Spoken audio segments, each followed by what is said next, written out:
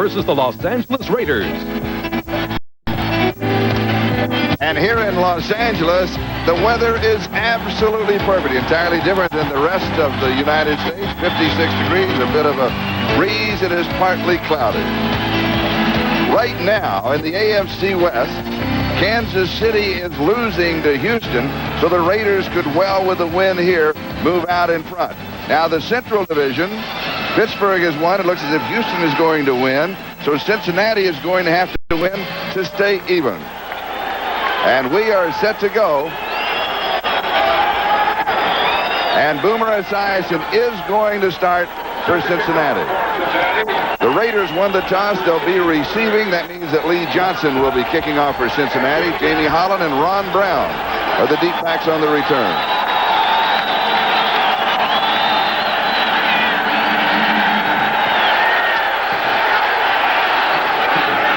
And here is the speedster Ron Brown at the 7.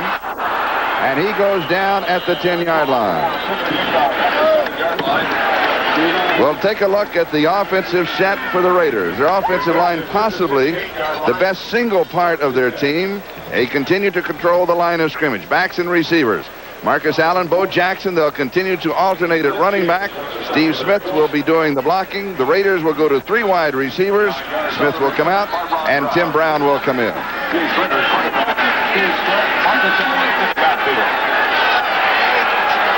And the Raiders go to work at their own, just outside their own 10-yard line. And here is Marcus Allen.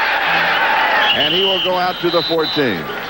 The Cincinnati defense, their front 7, they will feature number 50, linebacker James Francis, leading candidate for Defensive Rookie of the Year honors. When Cincinnati goes to their nickel, the other 3 linebackers will come out. Jason Buck comes in to rush the passer along with Barney Bussey and Mitchell Price. They join a secondary that has been decimated by injuries, losing Ricky Dixon with a broken leg and Lewis Billups, who is out for this game with an ankle injury.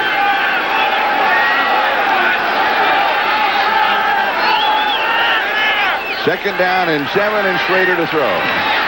Drops it off over the middle. It is incomplete. Good defensive play by David Fulcher. Allen, the intended receiver. Oh, I thought that was a little bit of a catchable ball. Jay Schrader made his decision right away that he was going to go to Marcus in a more conservative mode. Marcus Allen not that effective this year in catching the ball, but Jay Schrader had made his mind up way too soon.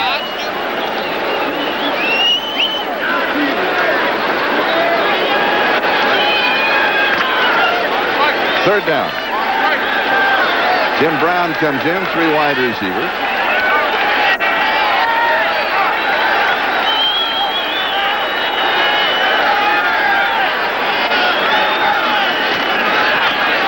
Marcus stays in the block. Tipped, it is incomplete, and Skip McClendon got a hand on it. Fernandez, possibly the intended receiver. It'll be 4th down. Cincinnati came with a blitz. They came with 6 people, and the Raiders did an excellent job of picking it up. Schrader had plenty of time and actually could have run for this. Take a look in the middle of your screen as he steps up. Marcus does a good job picking up Barney Bussey. He's got plenty of room, and right there he throws it practically right into the hands there of McClendon, who is the spy in that circumstance and does a good job of deflecting the pass. So Jeff Gossett will be kicking. Mitchell Price, the rookie from Tulane, is the return man. And he takes it at the 43. And he will return it to the 47-yard line. Vance Mueller was down to make the tackle. 39 yards on the kick, 5 yards on the return, and the Cincinnati offense comes onto the field. Their offensive line, strong and healthy, anchored by 9 times Pro Bowler Anthony Munoz, one of the great offensive linemen in the history of the game. And backs and receivers, they break very quickly with this no-huddle offense. And that is what we will be seeing. So you've got to kind of stay loose when you cover Cincinnati. And as you notice, he is there, Boomer Esiason. And he gives off to James Brooks, and there's nothing there. It'll be 2nd down and 10. The other thing you might have noticed from Cincinnati's standpoint is that Eric Ball starting for Ickey Woods. Ickey bothered by some rib injuries. Greg Townsend with the tackle. Sam Weiss, the head coach of Cincinnati. Ricky Ellison was excited to make that play. You could see how animated he was. Charlie, a lot of the reason for that is last week on the Monday night game against the Detroit Lions against the run and shoot, Ricky Ellison, the middle linebacker, played all of 3 plays. So he's got a lot of energy. He ain't tired.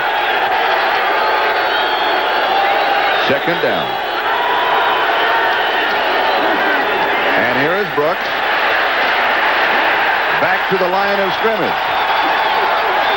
Lionel Washington. It'll be 3rd down and 10. Raiders defense, their front 7 led by number 93, Greg Townsend. He's having a Pro Bowl season. Every week he makes something happen. When the Raiders go to their nickel package, Bob Golick and 2 linebackers will come out. Aaron Wallace comes in as a down lineman along with Torrin Dorn and Gary Lewis, who join his secondary that is markedly different from the Raiders in the past. They're playing a lot of zone defense rather than strictly man-to-man. And Charlie, I think that's one of the reasons why they want to go to the hurry-up. They want to force them to not get 6 defensive backs in there to play their wide receivers man-to-man. Boomer play action, first down as he goes to the tight end, Rodney Holman. A gain of 14. Mike Harden with the tackle. Rodney Holman is probably the best tight end in the AFC. And I talked with Sam Weiss yesterday. He says we definitely have to use him more. There he has Mike Harden in coverage man for man, and really it's just a simple in route. Mike Harden doesn't make the close. And that's too big of a bodied arm tackle. Rodney Holman there for the first down. Pro Bowler the last 2 seasons. You get a chance to see his numbers. Not overwhelming, but as Sam Weiss says, we need to get him the ball more. In this set, Eric Ball is the remaining back. Brooks comes out as a wide receiver. He is in the slot on the left side.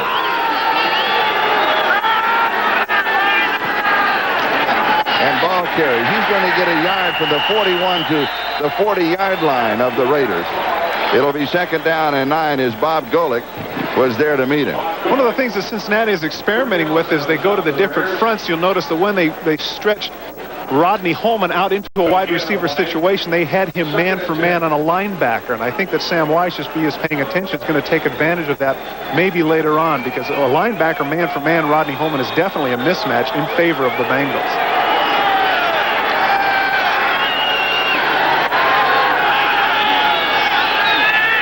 Esiason to throw. Rolls. Throws back. Into coverage. It is caught.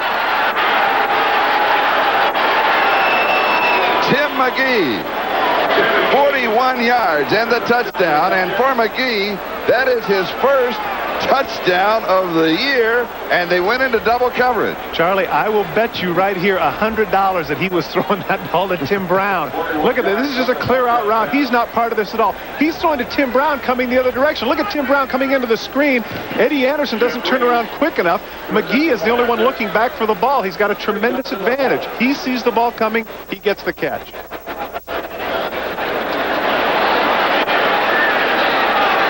As you mentioned, take a look at those numbers. Last year, this was somebody who caught over 1,100 yards with 65 catches. And this is his first touchdown of the season on his 39th catch. Now, we have a stoppage of play and a conference, so we are assuming that we are having a review. The only thing that I could think of, Charlie, possibly was when Boomer Esiason was rolling out. This is definitely a catch, but Boomer Esiason might have been close to the line of scrimmage. That might be what they're looking at, because this was certainly a catch. They thought that might be dual possession, but definitely not. McGee has that totally. The officials knew it right away. Look at that touchdown. And the extra point is good. And Cincinnati moves on top 7-0. And let's look at Boomer as he was rolling out to the left. This is the one thing you cannot do with a groin injury. It doesn't look to me like he's limping at all here. Is he favoring that leg? Doesn't look like it to me. How close is he to the line of scrimmage? Take a look right here. There's the line marker. Oh, he's plenty. He's got a yard and a half to spare. Look at the way he threw that. That was an absolute prayer, and he was going to Eddie Brown, I guarantee you. McGee happened to be there. 53 yards in the drive in 5 plays. It's like they say sometimes, better to be lucky than good, doesn't it? It's always better to be lucky than good. So with 10:57 left to go in the first quarter, Cincinnati moves on top by a score of 7-0. And so Lee Johnson will be kicking off. Art Shell had warned his team before the game. He says, listen, don't even listen to any of the rumors about Boomer Esiason until I see him on the sidelines in street clothes. Boomer Esiason is playing in this game. And obviously they know right now, not only is he playing well. Jamie Holland and Ron Brown are the deep backs on the return. And at the 2-yard line, here's Ron Brown. And he returns to the 25-yard line, where Lynn James makes the stop. Check of the ticker. Houston big over Kansas City in the fourth quarter. Pittsburgh by 3. That's a final over New Orleans. Miami defeats Seattle. Fourth quarter, Tampa Bay leading Minnesota. And a final, Dallas does it again. There's magic in that city. Indianapolis, a final over the Jets. And Cleveland leading Atlanta. And in the other 2 late games that have just started, there's no score. Here, Cincinnati 7, and the Raiders nothing. And Los Angeles has the ball first down at their own 25, and Schrader comes out throwing. And he goes deep, and the pass gets away. It is incomplete. Fernandez had a hand on it, could not pull it in. When I talked to Fernandez yesterday, Mervyn asked me, he said, who's your broadcast partner? And I said, Todd Christensen. And he said, oh, we better catch every pass because Todd always caught every pass, and he is going to be on us if we don't. No. That's what he said. I'm very magnanimous. Here, you got to give credit to Carl Carter. Take a look. He has a slant route. He comes up right here. He's got it in his hands, but Carl Carter gets the arm right in there and knocks the ball loose. Good play by number 45, Carl Carter, for a much maligned secondary for the Cincinnati Bengals. And here's Marcus Allen. Steve Smith with a lead block. He's got 5 yards to the 30. It'll be 3rd down and 5. David Fulcher with the tackle. Charlie, a lot has been said about the problems that Cincinnati has had defensively, particularly against the run. They're giving up 4.7 yards per rush, which is the 2nd worst in the league. But their pass defense happens to be also last in the AFC. So I think that maybe the Raiders might have been a little bit overconfident early on here, anticipating the fact that they could do whatever they wanted. There you can see Dick LeBeau, the defensive coordinator for the Bengals, trying to come up with whatever he can to stop this silver and black offense. 3rd down and 5. Brown is in. Smith comes out. Marcus Allen, the remaining back. Marcus stays in the block. Raiders pass underneath the covers. The tight end, Ethan Horton. And close to the 1st down marker, Carl Carter with the tackle. This is an interesting mark. Where he caught the ball was across the line, but it was a good hit there to move him back, and now they're going to have to measure. So Jim Tunney, the referee, will bring it out. And the chains will tell the tale. It was 3rd down and 5. 9:46 is the time remaining in the first quarter. Cincinnati scored in their first offensive possession. They lead 7-0. And this is the 2nd offensive possession for the Raiders. And the Bengals lead at 7-0. It is a 1st down. Jay Schrader is getting excellent protection, but right here, if you're going to get a chance to look at the top of your screen, watch the left tackle, watch number 60, Rory Graves, coming back. Watch him just look at the takedown right there, just to the right of your screen. It's like Ray Chester used to tell me when I was playing, if you can get away with it, it's a good play. 1st down, Raiders. Steve Smith, that is only the 3rd reception of the year for Steve Smith. You know, and this is something that I addressed to Art Shell yesterday. One of the problems that the Raiders have had has been getting the ball to their running backs in catching situations. Steve Smith in 1988 had 8 touchdown catches. There was somebody who was integral into the offense of the Raiders. Those 4 running backs for the Raiders have only combined for, prior to that one, 20 catches this season, with Marcus Allen only catching 13 heading into this game. 2nd and 3. Here is Smith. He's got the 1st down. Flag is down. He goes to the 46-yard line of Cincinnati, but we'll check out the first marker of the game. Solomon Wilcots and Rod Jones make the tackle. This hold they won't get away with. Steve Smith knows his role, is what Art Shell told us yesterday. He is the one that's designed to go in there and be the battering ram. That's what he said, yeah, battering. Because when the way he came up, he said, what about Marcus? Holding 65. Still 2nd down. Well, we see he and Bo in there together, and he said, no way. They're there to run the ball.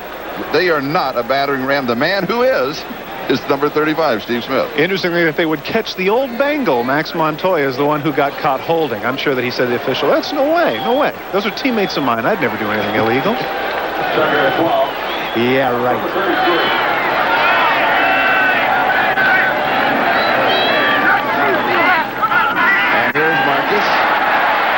just across the 40 to the 41-yard line. 7-8 yard gain there. I'm sure people are asking themselves the question, you know, Bo Jackson last year had a mammoth game against the Cincinnati Bengals, including that 192-yard touchdown run. Why isn't he in the game right now? Art Shell told us that he does it by feel. He says there's nothing scientific about it. He says that if I feel good about the way one guy is going or another guy is going, I'll go with him regardless, because I know that puts the pressure on the defense, because whoever is back there is guaranteed to have fresh legs.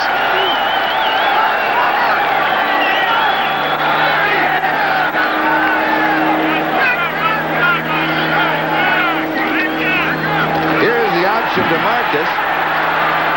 And he goes to the 44-yard line. He needed 4. He only got 3, so it'll be 4th down. And that means that Jeff Gossett will come in to kick. It's not to Tagovailoa made the tackle. Couldn't wait to say that. I have to take a breath between the first and the second name. We'll get it, but we have to take that deep breath. This is definitely an audible play. They had the 3 wide receivers to the left side, and Jay Schrader felt that he could audible out to the option. Certainly Jay Schrader at 6'4", 215 is not going to make anybody forget Jack Mildren.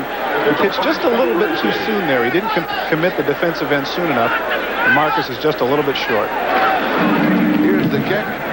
Mitchell Price is the return man. And he'll stay away from it. It'll be down around the 25 or the 26-yard line. They're arguing whether or not it might have hit the back leg of one of the Bengals. And Ethan Horton comes up with it. But did it hit somebody? The ruling is that it was touched by a Raider, and it becomes dead at that point. Did a Raider touch it first? There's the bounce. Looks as if they're arguing came off of the heel of Barney Bussey. They're arguing that it came off the heel of Barney Bussey. You can see right there everybody saying, get up, get up, get up. It's difficult to tell because of the angle of the bounce of the ball as to whether or not it hit him, and now they're going to review it. Now it will be reviewed. Now realize on the review that they see only what you have seen at home.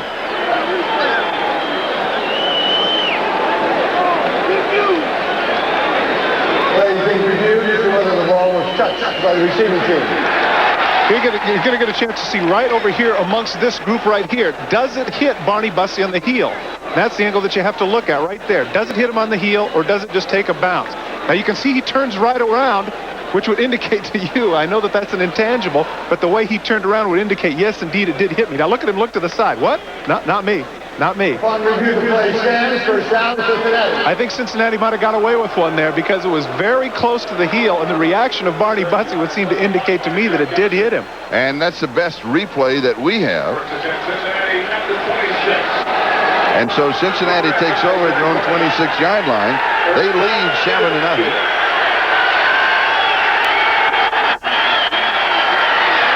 And Eric Ball is the ball carrier.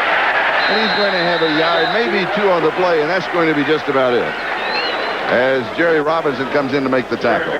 Jerry Robinson does a good job and is playing some outstanding football. In 2 days, he will be having his 34th birthday. Jerry Robinson, a former Pro Bowler from the Philadelphia Eagles, now playing outside backer for the Raiders. Plays every down, one of the few linebackers who still plays in the inside in passing situations.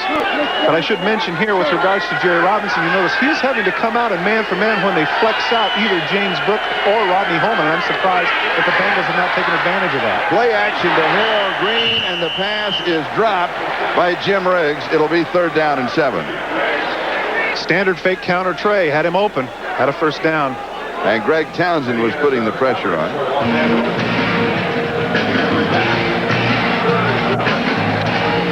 So the only big play we have seen thus far was 6.5 minutes left to go in the first quarter.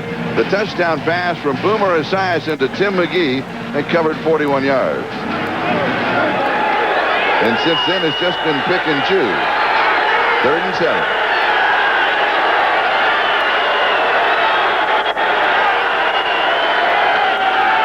Play action fake. Boomer steps away. Good agility. It is intercepted off of the tip. Ricky Ellison has the interception. His first of the year. Eddie Brown couldn't pull it in. Well, that really wasn't Eddie Brown's fault. Boomer Esiason does a good job of getting away from the pressure, but in rolling to his right and throwing back across his body left-handed, He throws it behind Eddie Brown. Eddie Brown trying to reach back and make a great catch. Watch what happens here as he cushions the ball and it goes straight up in the air, and it's an easy interception there for Ricky Ellison. And Bo Jackson is in the ball game.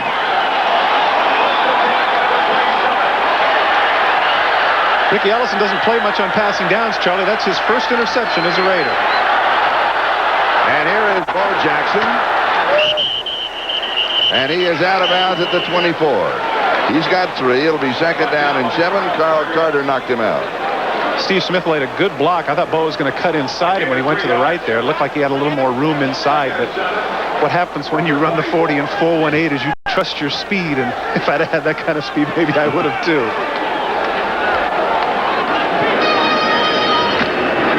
That average 5.5 yards leads the NFL. Charlie, he has a career average with the Raiders of 5.4 yards per carry. Just to put that into perspective, the all-time leader in average per carry was Jimmy Brown with an average of 5.2. Steve Smith with a key block opens the hole, ball to the 10.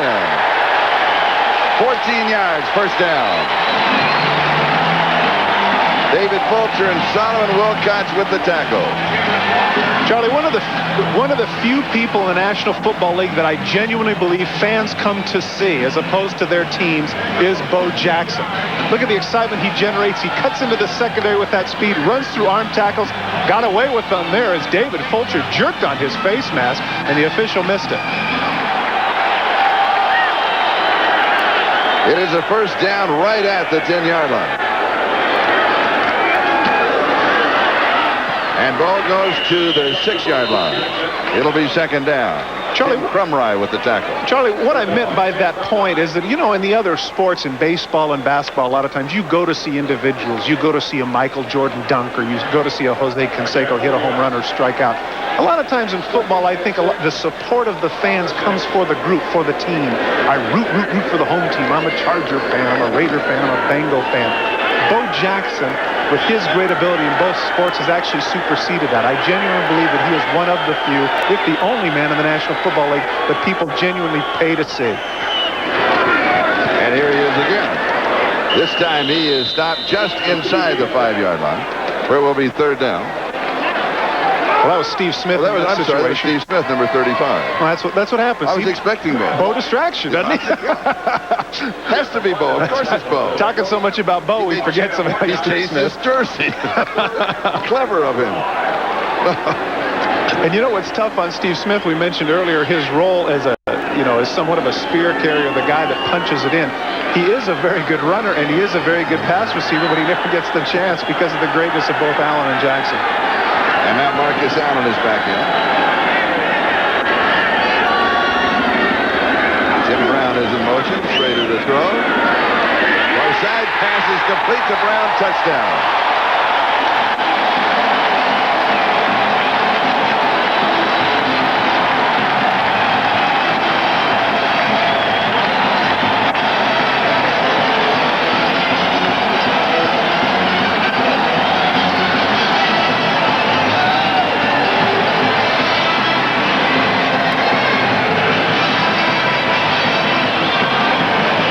Like to welcome those of you who have just watched Houston, Kansas City. As you know, the Oilers won that one 27-10. And here, Tim Brown just accepted a touchdown pass from Jay Schrader of 5 yards. Here is the extra point, and this ball game is tied at 7. We'll go back and take a look at the touchdown. Well, this is 2 weeks in a row now for Tim Brown. Tim Brown is just going to cut across the screen on a crossing pattern right there. He runs the out, and Solomon Wilcox isn't able to keep up with him. Wilcox is a safety. Got caught there by Jones and Todd Christensen. 3:54 the time remaining in the first quarter. We are tied here at 7, and for Tim Brown, you just saw him score only the second touchdown of the season. Price and Jennings are the deep backs on the return.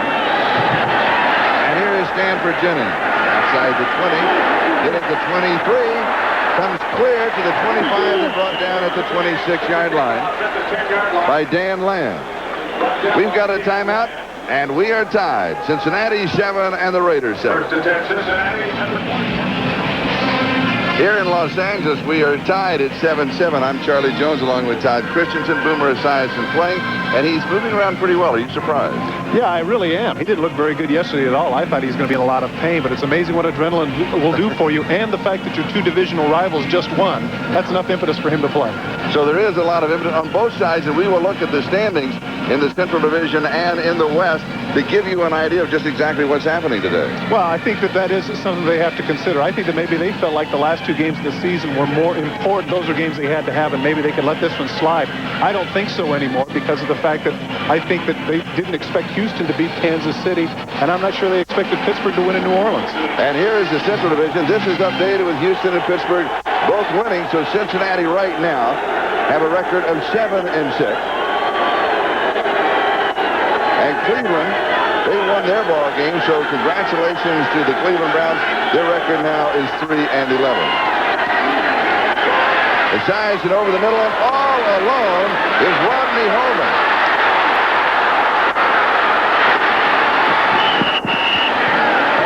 And Holman out of bounds at the 31-yard line of the Raiders. Holman, the tight end, rambles for 53 yards. Well, of course, Rodney Holman went for 50-some yards. Those tight ends, man, they can run. They got some serious speed. This is a bad decision on the part of the Raider defense. Take a look. Jerry Robinson, who would have had him in man coverage, goes right past him. Look at that. He sneaks underneath. You can see Holman is all alone. Jerry Robinson had him in coverage and decided to blitz, and the Raiders end up costing him. It ends up costing them, and Lionel Washington able to run him down, but not before he gets a big, big gain. I guess Sam Weiss wasn't kidding. He said he was going to use him more, and that's exactly what's happened here. Two big catches here in the first quarter. And James Brooks with a flag down. Brooks to the 26-yard line if the play stands up. Penalty flag on the play. Charlie, what do you against Cincinnati? When we went away for the commercial, Cincinnati was penalized 10 yards for an illegal block. 78. Still first down. That is holding against Anthony Munoz. They were penalized on the kickoff return. That's the reason when we went away, the football was in one place, and when we came back, it was at another on the field. Second time they've been penalized in this drive, but so far it really hasn't affected them that much. No, it doesn't exactly look like we're heading for a defensive struggle, does it? Boomer Esiason's groin doesn't seem to be bothering him. He's throwing the ball tremendously well, and the way Bo Jackson ran in that last drive, if that's any indication of the rest of the day, we're going to have a lot of yardage. First down and 20 at the 41-yard line.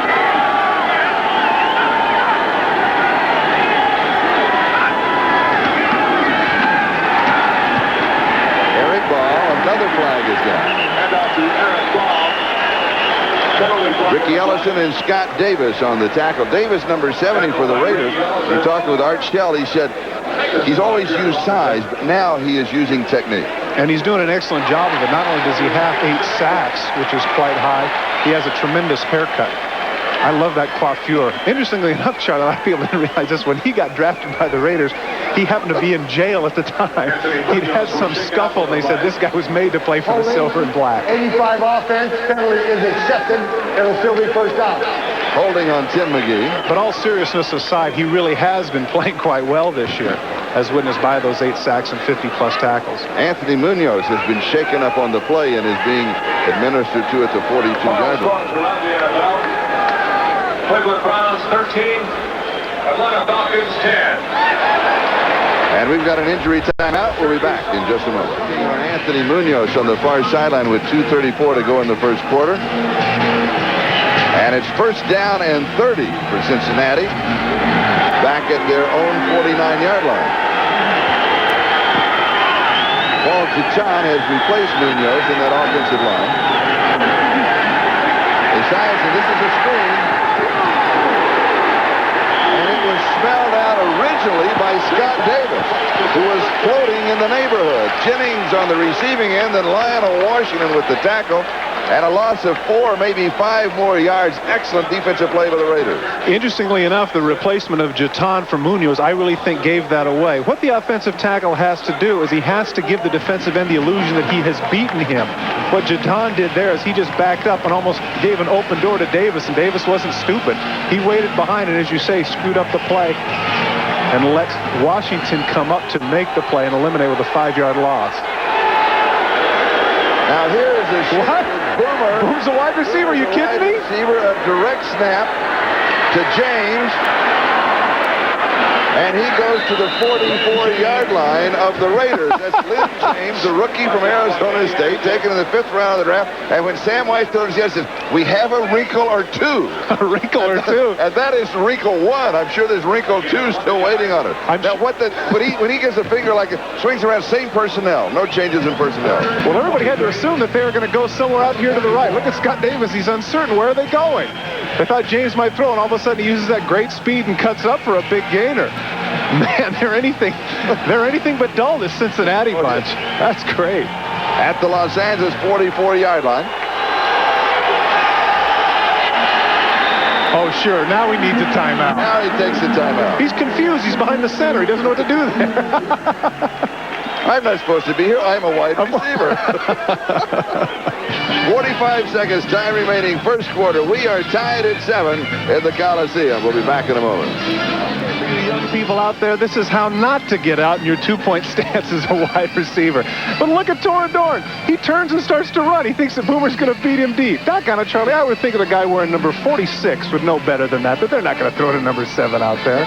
Oh, and when they look at the tapes on Monday, I had him covered. That's right. Covered. Of course, on the other side in Cincinnati, Boomer's going to say, I had him beat. 3rd and 23. Boomer in the shotgun. Still no signs of that groin pull. He has been moving around. And he's going to be sacked for the first time. Aaron Wallace got him. His 7th sack of the year for the rookie from Texas A&M. Charlie, he went right over Ken Moyer, the replacement for Anthony Munoz. Take a look right here. You're going to get a chance to see that's Moyer, the replacement, and here's Wallace, and he's just going to come upfield with a rip move and get outside of him. You just cannot replace a 9-time Pro Bowler like Anthony Munoz. Look at Wallace, just too fast for Moyer, almost strips the ball, gets Boomer for the sack. And Lee Johnson will be kicking, and Tim Brown is the return man.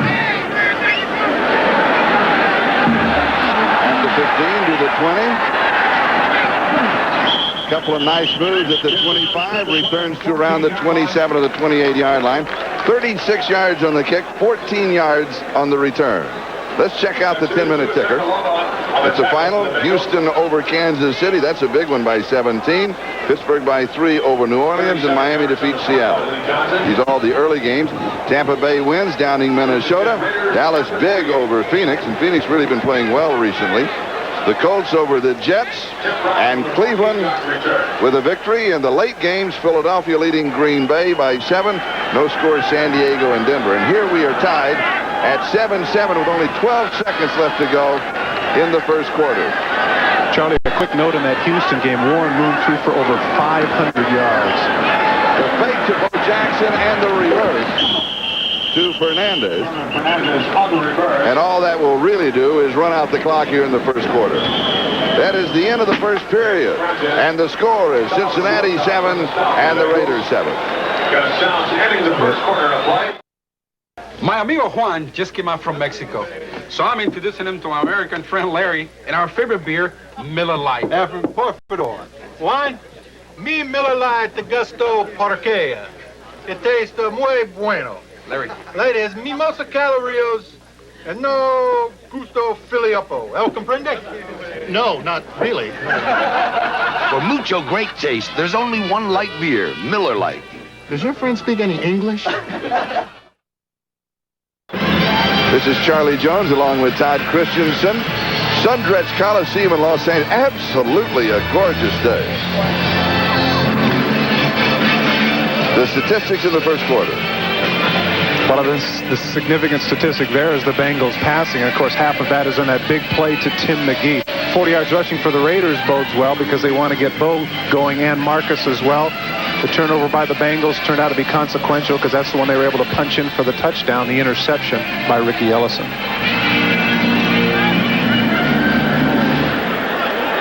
Second down.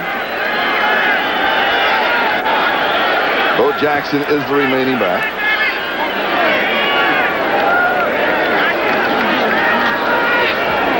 Raiders pass is incomplete. There was a misread, possibly by Willie Gault or by Bo, because nobody was where they were supposed to be. At least they were not where Schrader thought they were supposed to be. Well, one of the things that Art Shell told us about Bo Jackson is he's having a hard time getting into the passing game. He doesn't understand things quite yet. Right there, he threw. Somebody had to be there because he threw it right between both Galt and Bo Jackson. And my guess is probably Bo that misread the coverage. Third down and 11. Schrader 3 of 7 for 18 yards. The touchdown to Tim Brown. Four-man rush. Schrader has protection, wants to go deep. Everybody is covered.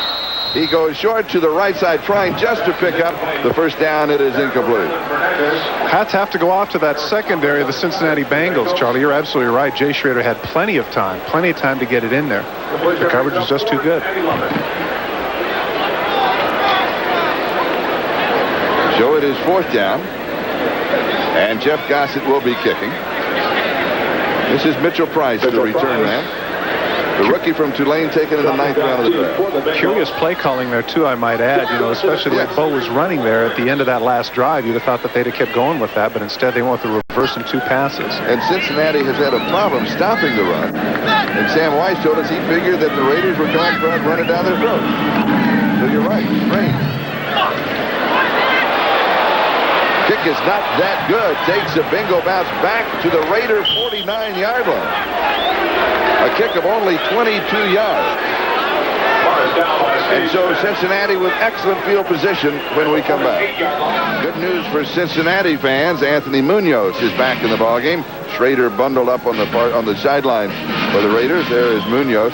When we talked with his former teammate Max Montoya, who is now, of course, with the Raiders, we asked him about going up against his. He said it's overrated going against your old team. He said, but I do miss Anthony. We were roommates on the road, and I would always, we had a ritual. I would leave a little bag of M&M peanuts on his bed at night in the hotel room. That explains why he's 285. Boomer, play action fake. Sprints is being chased by Howie Long. Throws this one. In reality, was throwing it away, and James Brooks came down with it, but out of bounds. What a terrific catch by James Brooks, even though it was out of bounds. Howie Long forced that play, did a good job escaping inside. 5'9" and 180 pounds, James Brooks, formerly of the San Diego Chargers. A lot of people don't realize that James Brooks is the all-time leading rusher in a season. He holds the season record for the Cincinnati Bengals, which he got last year with 1,239 yards, and he also has the second-best record. And on a team that has the history of the Essex Johnsons and the Pete Johnsons and the Paul Robinsons, you don't figure a guy 5'9", 180 would rush for over 1,200 yards, but that's exactly what James Brooks did last year. And here is Brooks breaking tackles as he goes to the 43-yard line. So it'll be third down and 5. Ricky Ellison with the stop. A reminder, at the end of today's broadcast, McDonald's and NBC will be announcing the Ronald McDonald Children's Charities Player of the Game. Ball game tied 7-7 with 14:09 left to go in the first half.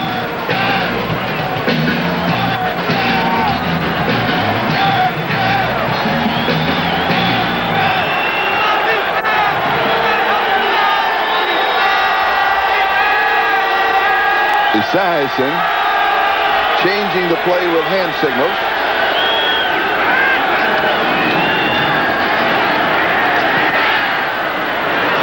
The pass is incomplete, and there is no flag as the intended receiver and the defender both went down, Lynn James and Torrin Dorn. It'll be fourth down. Big win for Houston today. Boy, it was a big win. Very surprising in Kansas City. And take a look at the numbers for Warren Moon. 27 for 45, 527 yards, and 3 touchdowns. That record is only exceeded by the 554 yards of Norm Van Brocklin back in 1951 against the New York Yankees when he was a Los Angeles Ram. What a day for Warren Moon. Couldn't have happened to a nicer guy either. You're absolutely right. Here's Lee Johnson. And it will go into the end zone for the touchback. We'll bring it out to the 20-yard line. We've got a timeout. Cincinnati 7 and the Raiders 7. 43 yards on the punt by Lee Johnson. Absolutely gorgeous day in Los Angeles. Look at this. Clear. Whew. Man, this is one of those deals where it's healthful air. Finally, you get that healthful air quality. And this is the way it was throughout the 20s and the 30s. Well, I wasn't around that. I know you were, yeah, but it was gorgeous then, too. And here's Bo Jackson, and he's going to lose a couple, maybe three.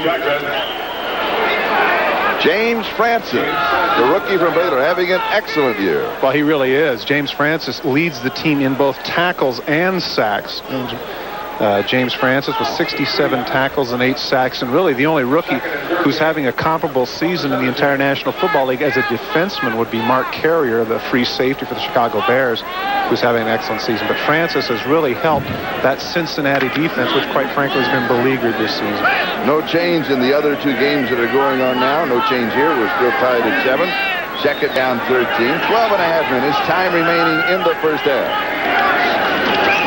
Play action by Schrader, has time, good protection. And the pass is complete to Fernandez down the sideline and out of bounds at the 49-yard line. Well, sooner or later, the pressure was going to be just a little bit too much for that secondary of the Bengals. Jay Schrader just gets way too much time here, and Mervin Fernandez actually breaks his route off. He's running kind of an in route, then he jogs to the outside when he sees that Schrader is wide open and continues to have the time that he has. Take a look at this. 1001, 1002, 1003, 1004. Fernandez is able to get to the outside, break his pattern off, and have a little bit of a gap, enable him to get 32 yards on the play. Fernandez yesterday, right before practice, was working out with the tennis ball. They were throwing tennis ball back to each other. He said it's good for eye-hand coordination. You know what? When I was a kid, I read that when Henry Aaron was hitting all those home runs, they asked him one of the reasons, and he said it was because he squeezed tennis balls. So I figured it was good enough for Henry Aaron, it was good enough for me, and now it's good enough for Mervin Fernandez. And it's good enough for Marcus Allen to carry here to the 45-yard line of Cincinnati. He'll pick up 6 on the play. It'll be second down and 4. 6 yards. We asked Marcus yesterday about alternating with Bo. He said, you know, it can lengthen your career because you're not going to get beat up. He said the downside is you never get in shape to play a full game. So if Bo gets hurt or if I get hurt, and neither one of us has to play a full game because we alternate in practice also, we're not in that kind of a shape. And Steve Smith, who's getting a workout today. Well, it's the difference, Charlie, between quantity and quality years. I think that if you were to ask Marcus Allen, would you like to play 13 years and play this way, or say play only 11 years and play the way you've played the last 5 years, he'd say, I'll take the latter any day. He loves to get his hands on that football. And having been a teammate of Marcus Allen's, I know that this is one of those people that's in shape. He does not get tired, even though he is now on the north side of 30. And in addition, one of the nice men of the world. He is Frederick. Oh, he's nice to you, sure. Good. But nobody's nice to you. Hey. You've got a point.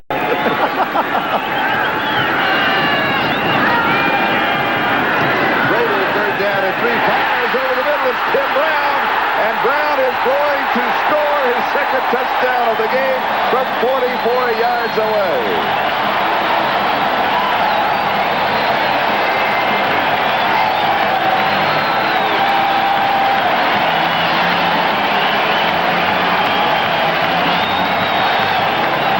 Once again, give a lot of credit to that front 5 for the Los Angeles Raiders, doing an outstanding job of keeping people off of Jay Schrader. Take a look at Tim Brown right here, jog to the inside. This is a zone route. Now look at number 50 in the middle, James Francis. Look at him right there. He doesn't follow the ball. Now, I don't know why James Francis is in the secondary anyway. That's their best pass rusher, Charlie. Why would he be going back and backpedaling to the middle of the field? Cincinnati got caught in the wrong defense there. And the extra point is good. And the Raiders lead for the first time in the ball game, 14-7. And the reaction of Jay Schrader as we step aside. We'll be back in a moment.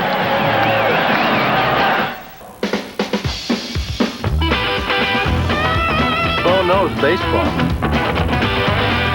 Bo knows football. Bo knows basketball, too. Bo knows tennis? No. Bo knows weights. Bo, you don't know diddly.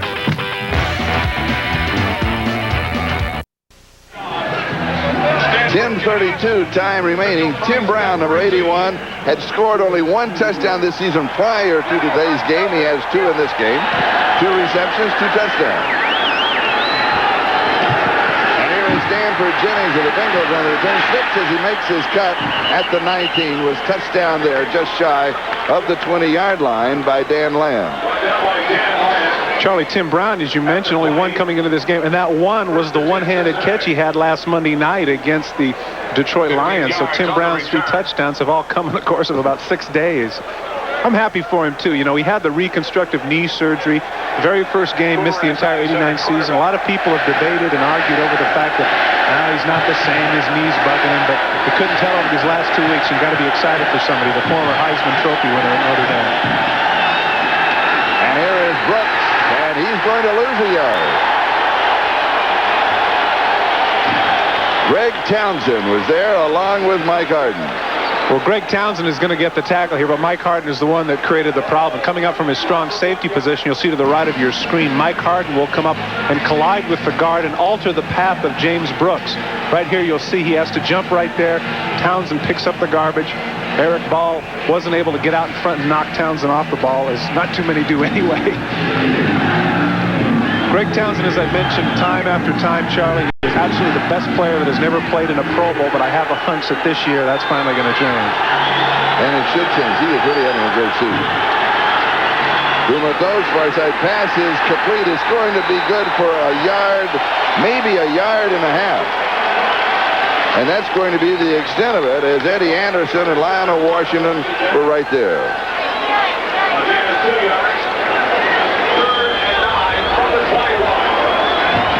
3rd down and 9 at the 21.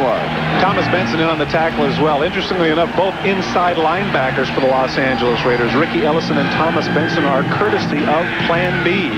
They were Plan B free agents acquired by the Raiders. And this is something the Raiders have done well over the last 2 years in acquiring Plan B free agents, and the draft as well have helped them immeasurably. Ickey Woods is in the ballgame for Cincinnati. Now the wide receivers come in to change the play. And Boomer takes a timeout to stop the clock. Charlie, here is part of the problem with the no huddle, with all the creation, with the speed up the offense, is that you get up there and if you see a defense that you don't like, there's nothing you can do about it. Now he starts shouting, and you got a wide receiver that's so far out he can't hear him. And now for an update in the National Football League, let's go to New York and Bob Costas. Bob? Charlie, at Arrowhead today, a huge day for Warren Moon. 3 more touchdown passes in the Chiefs' Houston's 27-10 win over the Chiefs. He's got 32 to lead the league, but look at the yardage. 527. Second all-time for a single game, only to Norm Van Brocklin. And the Oilers beat the Chiefs 27-10. Thank you, Bob. Should we tell him? Nah, let's not. Bob. We scooped you, babe. Todd had that scoop earlier. He was chasing. Todd was all over the press box checking the old numbers. As the game was progressing, he had an update on Warren Moon. Oh, man, I knew that one. I got a kick out of that. 3rd and 9, 6 in the secondary.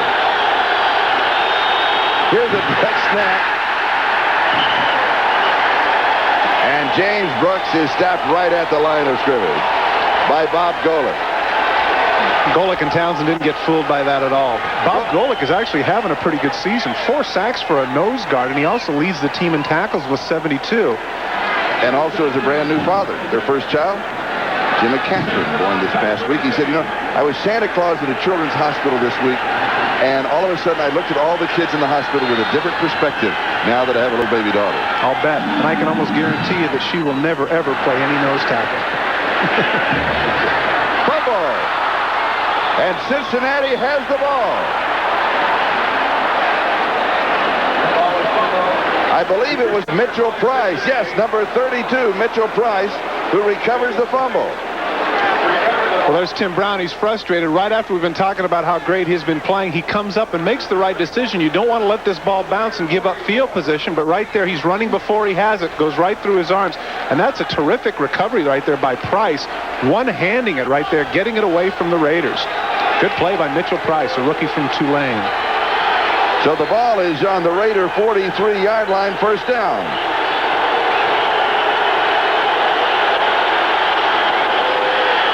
Play action fake. Boomer throws. It is high. It is incomplete. Jim Riggs, the intended receiver. Jerry Robinson had the coverage. It'll be second down. That's twice now that Jim Riggs is unable to come up with a ball. That was a nice hit by Jerry Robinson, but still that's catchable. Now, we have seen Boomer for a quarter and a half. I'm surprised that he's rolling out as much. He is, everybody should know by now, has been bothered by the groin pull. Did not practice. Told us yesterday when they worked out here, said, this is my team. I will start. We've got a long way to go. Here's Brooks on the handoff, and he goes out of bounds. How has Boomer looked to you as far as agility is concerned? He looks fine to me. I tell you, there's a lot to be said for those endorphins when they kick in, man. Just ask any marathon runner or triathlete. All of a sudden, your mind goes blank and your body just goes onto a different level. I mean, he doesn't look like he's hurting at all. Once again, another good play there by Jerry Robinson, stringing the play out. Doesn't give James Brooks any running room. As you can see right there, 6 rushes for 4 yards. The Raiders are doing a good job of stuffing the run here.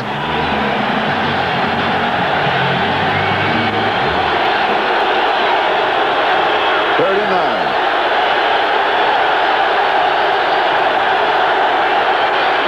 And long jumps. He's pointing. He is pointing at Boomer. False start. False start. Number 7. It may be the head bob. That Boomer, look at the look on his face. He's like, give me a break. Take a look at Boomer Esiason, though. This is what he's trying to do. He knows that both Townsend and Long do this. Take a look at his head. Is his head bobbing? Take a look. Watch what it does. Right there. Look at the flex of the hip. It's not his head. It's his rear that started to move. The flex of his hip, I tell you what, Jim Tunney had to have bionic eyes to see that one. And that was in slow motion. Can we run that back at regular speed just to see how quickly he had to pick that up? Normal speed. You get a chance here. Watch the buttocks. It moves back just a little bit. I don't know about that. Boy, I tell you what. That's a close one. He did it. There's no question. Boy, that's really a borderline call, but they called it. Third down and 14.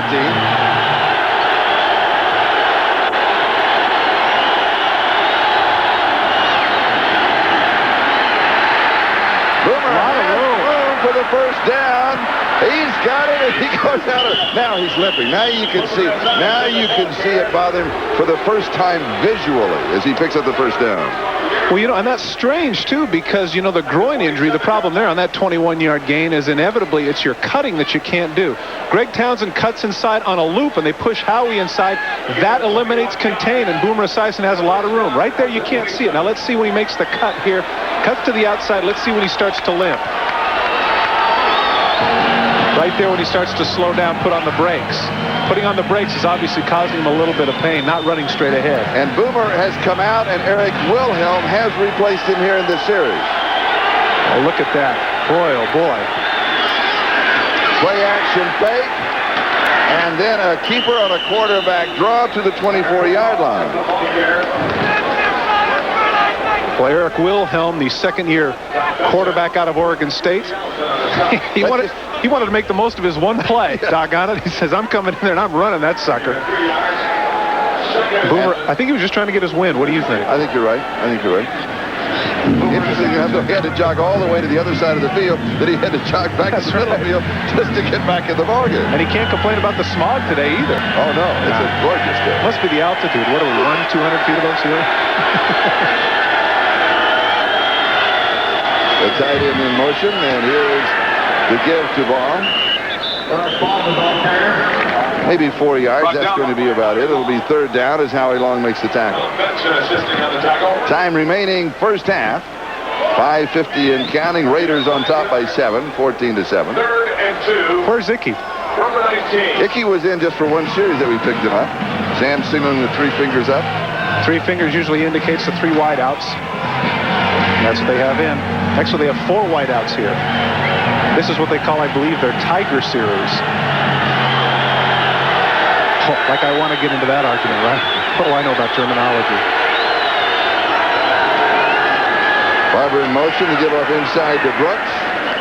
And he's going to pick up the first down to the 15-yard line. Tom Benson with the tackle. That's a great call.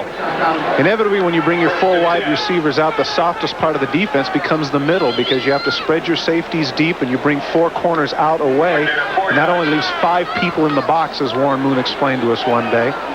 The trap play to James Brooks enables them to get the first down because they don't have a middle linebacker. And the ball at the 15, first down.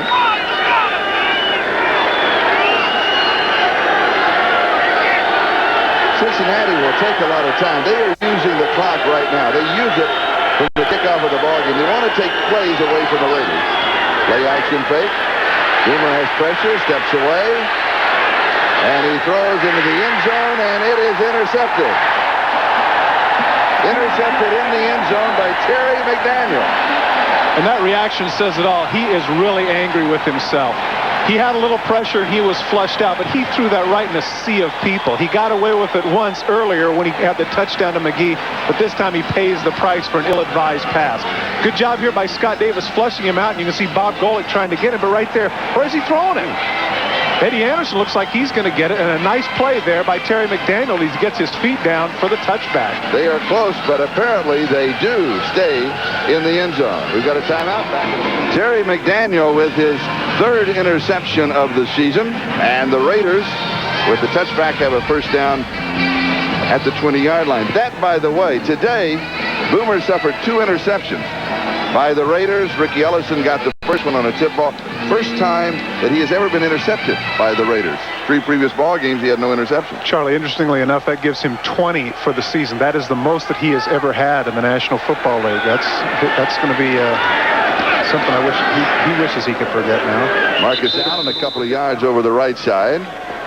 It'll be 2nd down and 8. Max Montoya, formerly with the Bengals, now the starting guard with the Raiders. When we talked to him yesterday, he still has his restaurant back there, and the most popular dish, the Montoya plate, roasted carnitas. Well, that makes sense, doesn't it? I mean, it wouldn't make much sense to have the Steve Wisniewski plate, would it?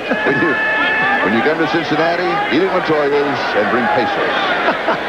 You know what got me is he got his tortillas from Chicago. That's right. I never figured Chicago was the tortilla capital of the United States.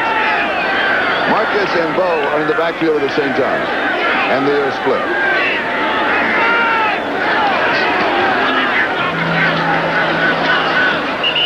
Marcus, the ball carrier. Was Bo the lead blocker? How did he do? Not too good. That's not his strong suit. As Art Shell says, they want these guys to run, not block, and Bo shows why he should be running, not blocking. And this will give you an opportunity to check up on all the final scores in the early ball game. Here we have 3:14 and counting time remaining in the first half. The Raiders on top by 7, a score of 14-7. I was going to say, Charlie, that Miami victory now makes that game that much bigger come Buffalo this weekend. Definitely the game of the year in the AFC. 3rd down and 6, fading over the middle, and it is Tim Brown. Tim Brown, who has scored 2 touchdowns in the ballgame. 3 receptions, 69 yards. This one good for 20. Well, I don't know if that necessarily atones for the dropped punt, but he's certainly feeling good about the way things are going his way today. Once again, it's the in route. You get a chance to see they're coming up with a blitz. Both Francis and Bussey comes in, which means single coverage by Wilcox on Timmy Brown. And as I mentioned before, Solomon Wilcox is a safety. He's not a corner. He's not used to having people man for man. And when you see the other look at Tim Brown on our isolated look, and then take a look at the wide receivers in this shot, you can see that the Raiders had their pants above the knee. We'll talk about that. Raiders. And this pass is complete to Willie Goff. And Goff also has the silver pass above the knee. 17 yards on the play. They think it makes them faster. It doesn't. Willie tell me it doesn't grab the knee. And we will explore that when we come back as we have the 2-minute warning. And a first down at the 38. As we come back, another look at the game pants of the wide receivers, of the speed merchants. Not just the wide receivers, Charlie. Marcus Allen wears his pants that way, too. And believe me, it's one of those things that's psychological. I've actually seen players, and of course I did it myself. I'd take my shoe off and put it on that electronic scale to see how much it weighed. They really believe that the pants that way give them that little bit of edge flexibility-wise. And of course, in my case, it helped me go from, a day to a half day in my 40 We checked them on the calendar. Also, they do get letters from the league office because they're supposed to be down over the kneecap, and they file them, and life goes on. It's a first down at the 38-yard line. Here's Marcus on a sweep to the right, and he is in trouble. Turns back, and he is going to lose Marcus Allen, the buck here. 6, maybe 7 yards as he'll go back to the 44-yard line as Leon White makes the play for the Bengals. I can't get in the head of Terry Robisky, but you figure that a year ago at this time, Bo Jackson ran roughshod over the Cincinnati Bengals, and except for that one series where he had 2 or 3 carries, Bo Jackson has been a real non-factor in this first half. Coming up at halftime, you'll be entertained by the Los Altos High School. Terry Robisky, the tight end coach, as well as the offensive coordinator for Los Angeles Raiders, integrally involved in the play calling.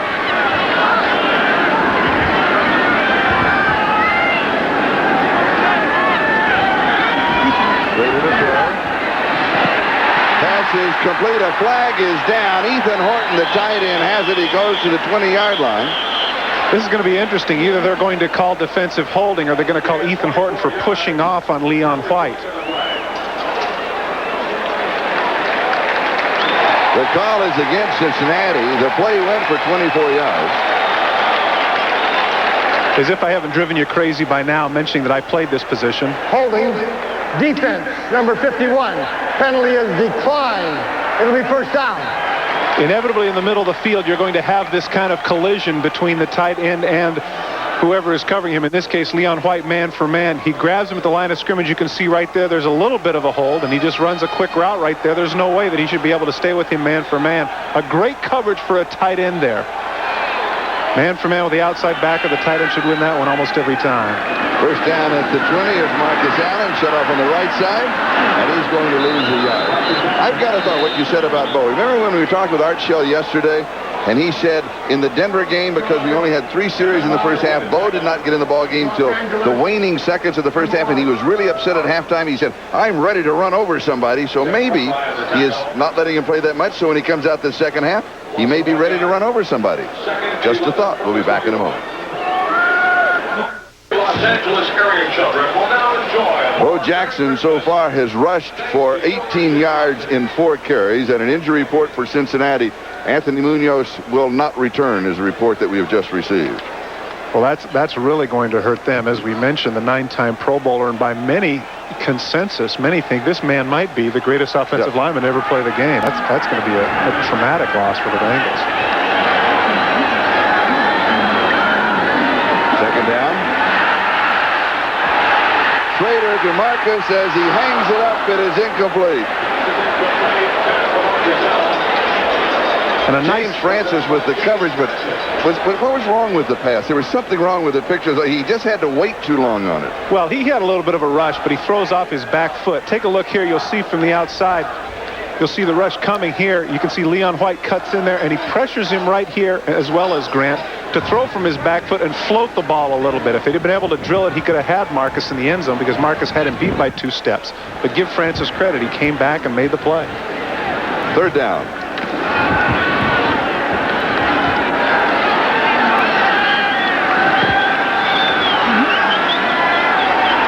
3 wide receivers.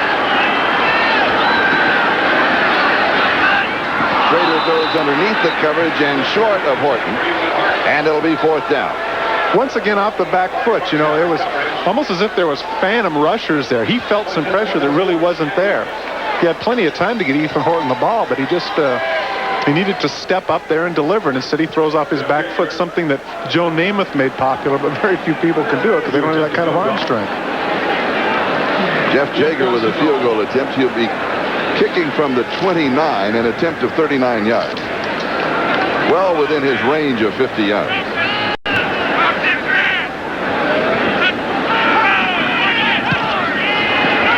And floated as if it wanted to stay out, but it just came back in. And so a 39-yard field goal. We'll be back in a moment. Seconds left to go in the first half. This is Charlie Jones along with Todd Christensen. The Raiders leading Cincinnati by 10. In case you just joined us or in case you haven't been following the Bengals, this particular week, Sam White's the head coach. Boomer Esiason with a pulled groin muscle has been pretty effective in the first half. Stanford Jennings and Mitchell Price are the return men. As Jeff Jager will be kicking off. Mitchell Price, Stanford Jennings back for his safety. Boomer staying loose. A sun-drenched Southern California afternoon. And Jennings will down it in the end zone. Will take the touchback and will bring it out to the 20-yard line. Be sure to join NBC Sports next Sunday for more great football action. Next Saturday, hold it. We'll start with Saturday NFL Live, then we'll have the Raiders and the Minnesota Vikings, and Ahmad Rashad in NFL Live will visit his old haunts, the Vikings, and see what it's really been a roller coaster year for Minnesota. And there's a look down at lineup on Sunday.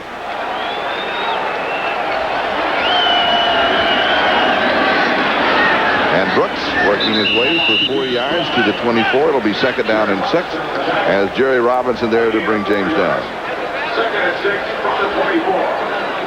And Cincinnati may just settle for the countdown to the end of the first half. And the Raiders definitely have no problem with that, being up by 10. They'll take one more opportunity.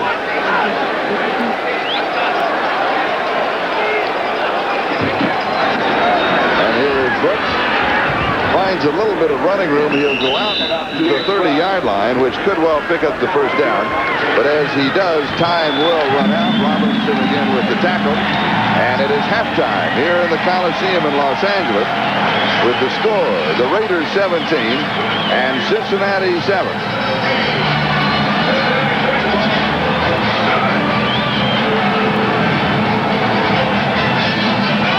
And we'll be back in just a moment. I'm tired of us sinners getting no recognition. I played 13 seasons in front of millions of fans, made All-Pro twice, and started in 3 Super Bowls. Yet no one knows who I am. Hey, even if I'm not well known, at least my beer is. Miller Lite. An All-Pro sinner doesn't want some watered-down version of a regular beer. I want the less filling beer that tastes great. Let me get that. Hey, aren't you Randy Cross? It's well known. When it's Miller Lite, less filling tastes great. Welcome back to the Coliseum in Los Angeles as we come to the end of halftime. Raiders leading by 10. I'm Charlie Jones along with Todd Christensen. An interesting comparison the first half. First, the quarterback of the Cincinnati Bengals, Boomer Esiason. Well, we were talking so much about his health, Charlie, that was the big issue as to whether or not he could go. Obviously, that's not a factor anymore. He's fine, but he's had 2 crucial interceptions that have really hurt him. Now let's take the quarterback situation of the Raiders. Well, you know, I don't get it because every time you and I do a game, Jay Schrader plays terrific. I live here in Los Angeles and I hear how crummy he's doing, and then you and I doing a game. All of a sudden, he's got 2 touchdowns, 160-plus yards. I mean, he's playing great. No wonder he was smiling at us yesterday at practice. Hey, Jones and Christensen, I'm going to have a great game. Yeah. But he is, and we expected, though, the Raiders to run the ball, just to run right at the Bengals, and Sam White also told us that's what they expected. I would anticipate that the first series that the Raiders get offensively that you're going to see Bo Jackson. Right. Let's look at the comparison of the 2 quarterbacks, give you an idea of what has taken place here in the first half. Well, early on, you can see the numbers that Esiason started out well with the big touchdown to McGee, but since that time, you see the 2 interceptions. On the other side, you see Jay Schrader, 8 for 15, 156 yards and 2 touchdowns to Tim Brown, having a very effective game passing the football. Stanford Jennings and Mitchell Price are the deep backs. Jeff Jager will be kicking off for the Raiders, and the second half is underway.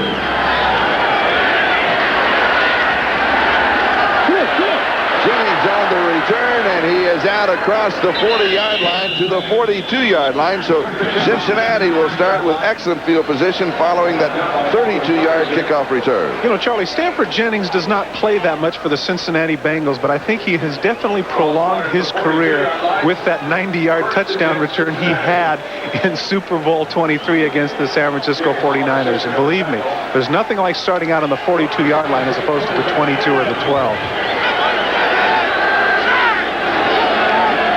Cincinnati, trailing by 10, having their opportunities in the first half, were not able to capitalize on them. Here's the rookie Harold Green. And again, Ickey Woods bothered by that rib problem. We saw him briefly in the first half. Not seen a lot of him.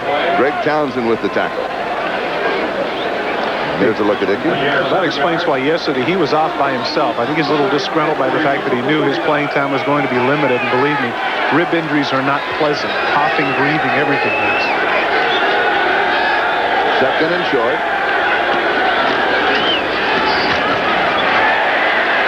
And Harold Green again gets a call. He'll be shy of the first down.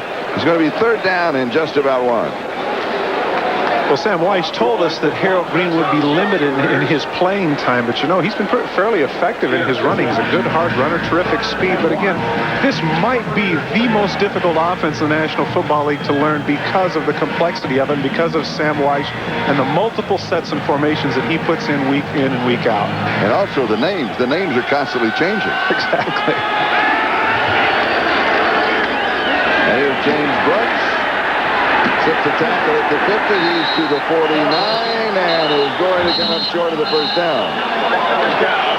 Good defensive play, particularly by Ricky Ellison. I don't understand that. You know, when you have a short yardage situation, why do you go misdirection and why do you go wide when that gives pursuit a chance? Take a look here. You're going to see he's going wide, falling behind the blocker, but the pursuit comes up. Harden does a good job there. He does slip the one tackle, but the pursuit finally catches him there in the form of Eddie Anderson and Ricky Ellison. And from this vantage point, of course, I always guess wrong, but I'll guess it looks to me like they're a little bit short. I think they are too. Yes. I got one. Hey, length of the football in a little more. But they're going to go for it. You can see right there, Sam Weiss says, we feel like we have to. One of the points he made to us yesterday is he says the speed factor and the size factor is not in our favor. So if we're to win, we have to take some chances and be a little bit deceptive. And part of taking chances is right here, 4-down territory inside their 50-yard line. He said a complete speed mismatch. And the Raiders do have a lot of speed. We'll point that out to you in a moment.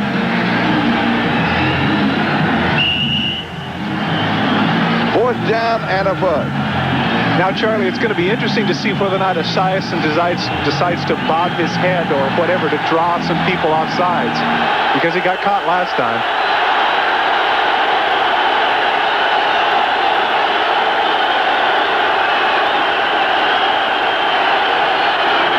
Esiason, a quarterback sneak, and this also is going to be close.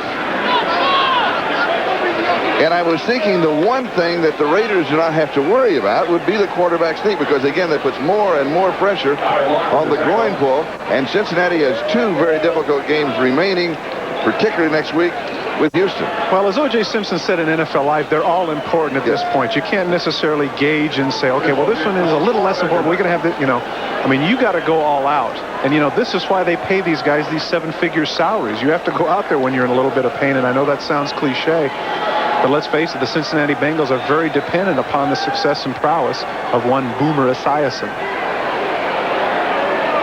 And it's the first down by half the length of the football.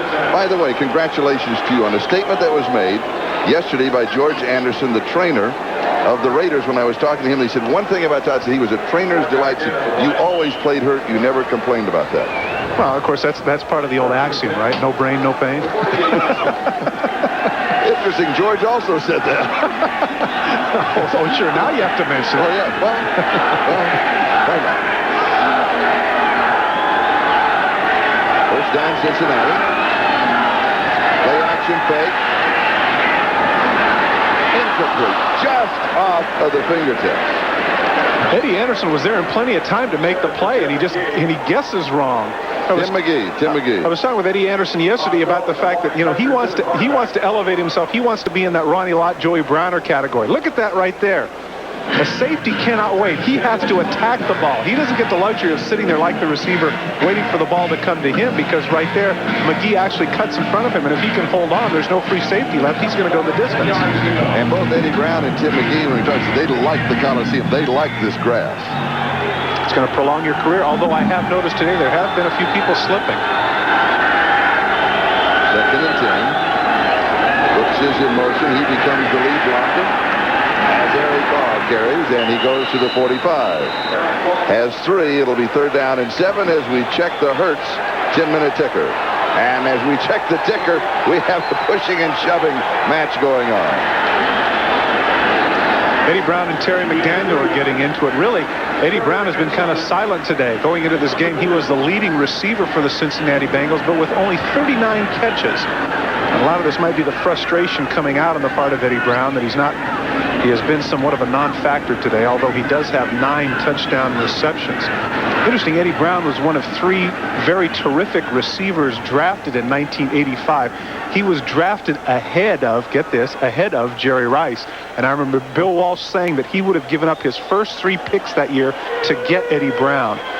So he goes to Mississippi Valley State and says, well, we'll take a chance on this Rice guy. He might turn out to be pretty good. Also in that draft was Al Toon of the New York Jets. That's an interesting triumvirate of young receivers, and all 3 have made their mark in the National Football League. So now we settle back down. Cincinnati, they wanted to get a playoff. They wanted to run while the Raiders were making a couple of substitutions. Go with the same personnel. Settle down. Now, it's interesting. Boomer just counted the defensive backs and looked over to Sam Weish and counted and looked, and he held up 5 fingers. But in reality, there are 6. Right. 3rd down and 7. 6 DBs. Boomer, 5 of 12. Only 1 of his last 6.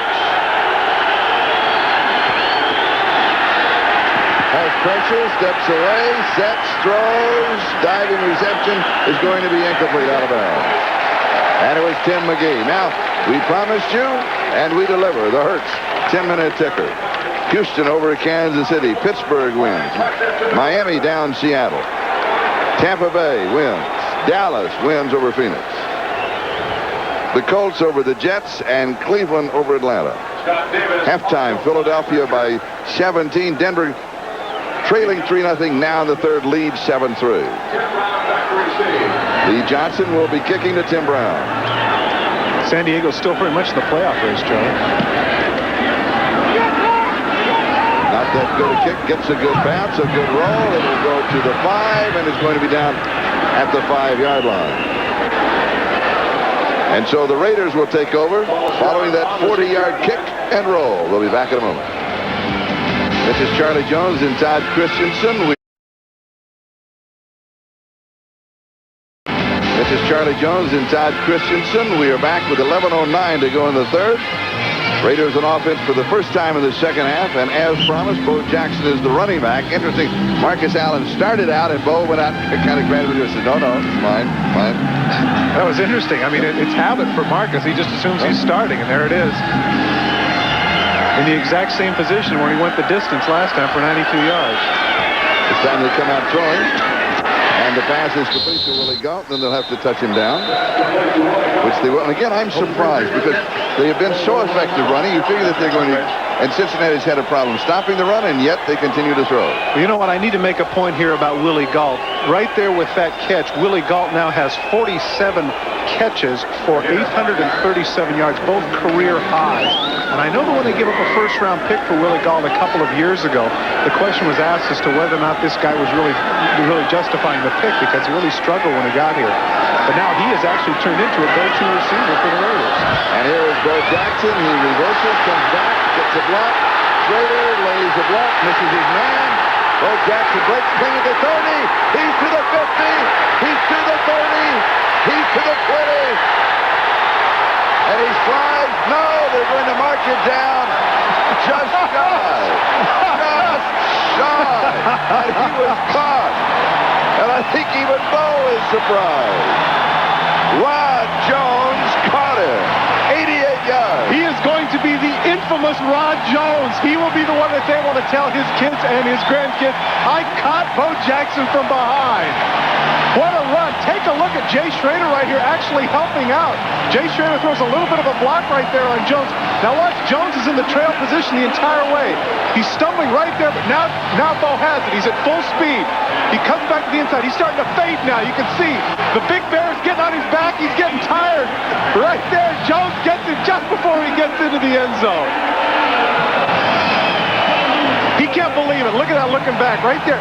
When you're running upright like that as he is, as opposed to with the forward lean, you know he's getting tired. Rod Jones forever is going to be able to brag to all his friends, I'm the man that caught Bo Jackson from behind. And Bo's looking around and says, who got me? Who got me?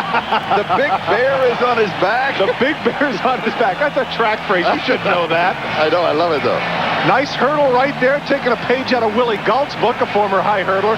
Now, right there, he's in full stride. He's at top speed. Now, watch as he starts to get more erect. Look at him start to labor. Look at his arms starting to go. He's starting to fade. The headlong dive. Take a look at Jones. I did it. Look at Bo. I can't believe it. How did he do that? In fairness to Bo Jackson, look at this.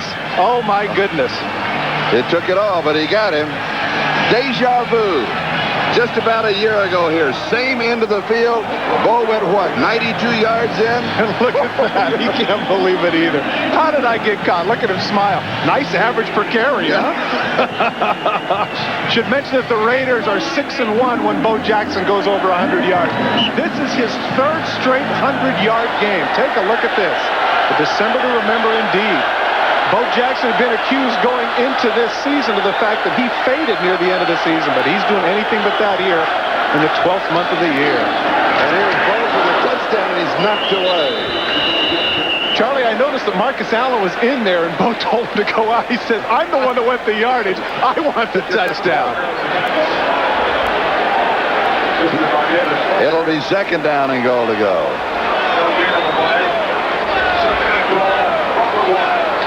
Now, did you say it was 88 yards? Yes.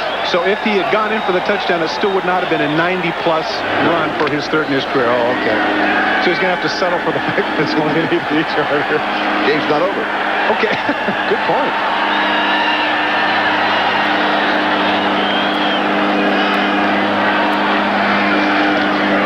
Play action fake.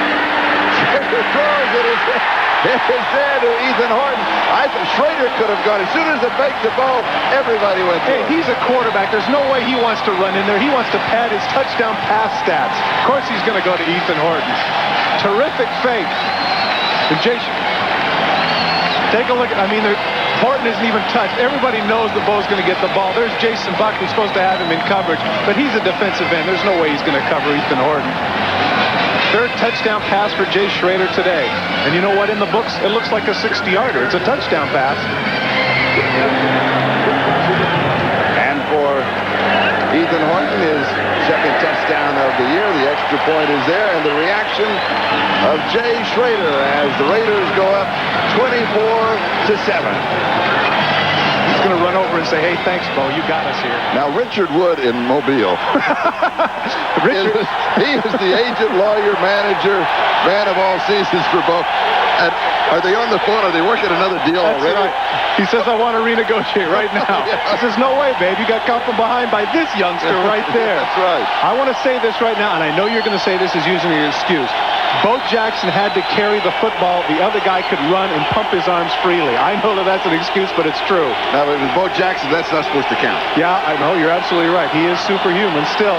You can see that he has a big smile on his face, and he doesn't care. Fourth longest run in Raider history. And 3 of the 4 are held by Bo Jackson. The other is held by Clem Daniels? Kenny King. I was there for that one. San Diego, 89-yarder. I'll never forget that. And here is Stanford Jennings on the return, and he is wrestled down. Elvis Patterson makes the tackle.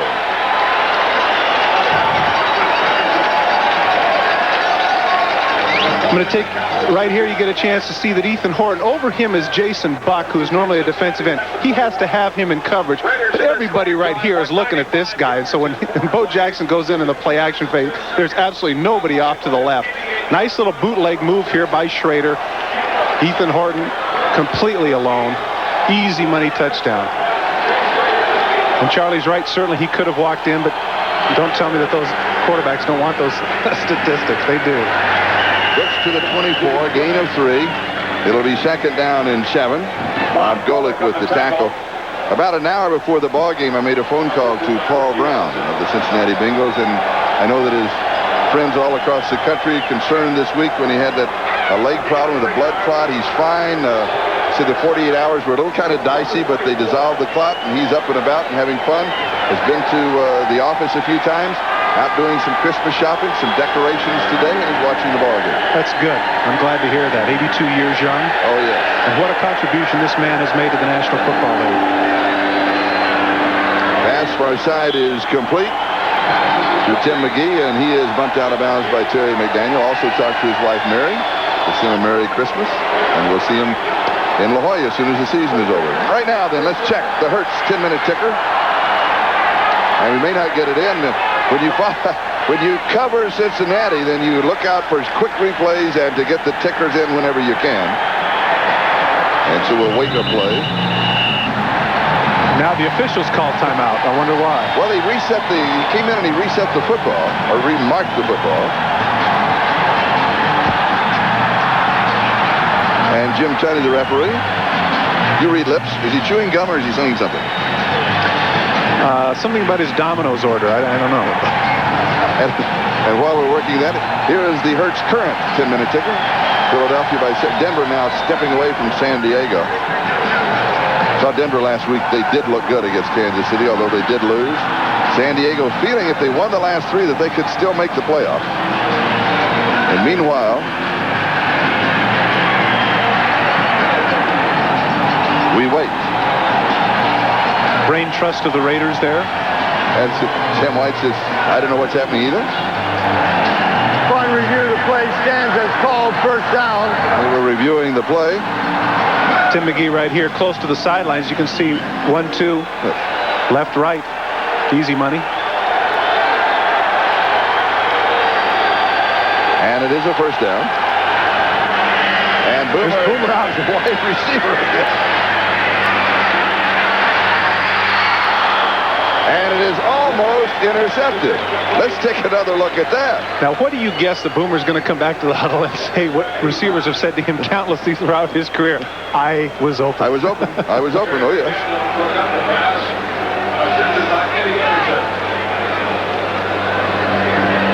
Boomer's to the far right of your screen. You see coming out again. I guess they're going to go with the option pass, but of course the cornerbacks aren't fooled. And look at this.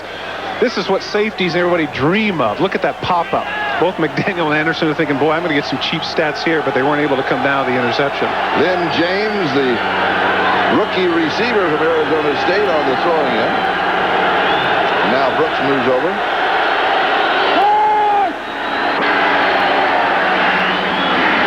Pass is complete to Brooks, and he's got the first down at the Raider 46-yard line where Eddie Anderson makes the tackle. Earlier in the game, I had mentioned the fact that they were trying to isolate James Brooks on a linebacker, but there the Raiders were in a zone defense. And Brooks does a good job of finding the seam there in the middle. 21-yard gain. We're just past the midway mark in the third quarter. And Brooks' first reception of the ball game.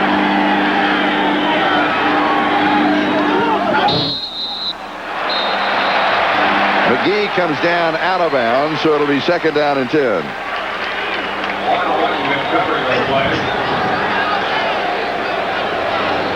Now for an update, let's go to New York and Bob Costas. Bob?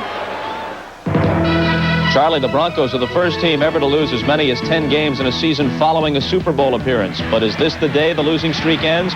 Michael Young makes the catch. The flag was on the Chargers. Touchdown counts. 14-3. Does Rich Goins get off the billboard? Yeah, baby! Perhaps. Back to you, Charlie. The whole world is anticipating the return of Rich Goins to Mother Earth. And right now it is Eric Ball, and he has returned to Mother Earth by Scott Davis. But something tells me that the novelty of what is occurring to Rich Goins, I think there are a lot of sadistic people out there going, go Chargers. I want to see that guy stay up there for an entire offseason. Michael Young with the reception. He had an excellent touchdown reception against Kansas City. He's become, in the last 3 weeks, the hot receiver for John Elway. Well, they've needed a lot of help there. They've had some injury factor, and I think that Elway needs some more go-to people. He hasn't had this year the guy that he can really count on consistently. 3rd and 9. Boomer over the head of James Brooks. Oh, I bet he wishes he had that one. Oh, yes. James Brooks wide open in the flat. Plenty of running room. Now, one of the problems, let me quickly get this in. One of the problems that Boomer may be having, when you look at the field and you look the way the shadows are, an absolutely clear day, when he throws to this side, he's coming up, he's looking into the sun. Normally, I'd say that's an excuse, but you're absolutely right. It is difficult. And especially as a left-hander throwing across his body to the right side of the field. And although James Brooks is multi-talented, at 5'9", he's not the ideal downfield receiver to see. Lee Johnson to kick, Tim Brown the return man. Going to fake. Of course.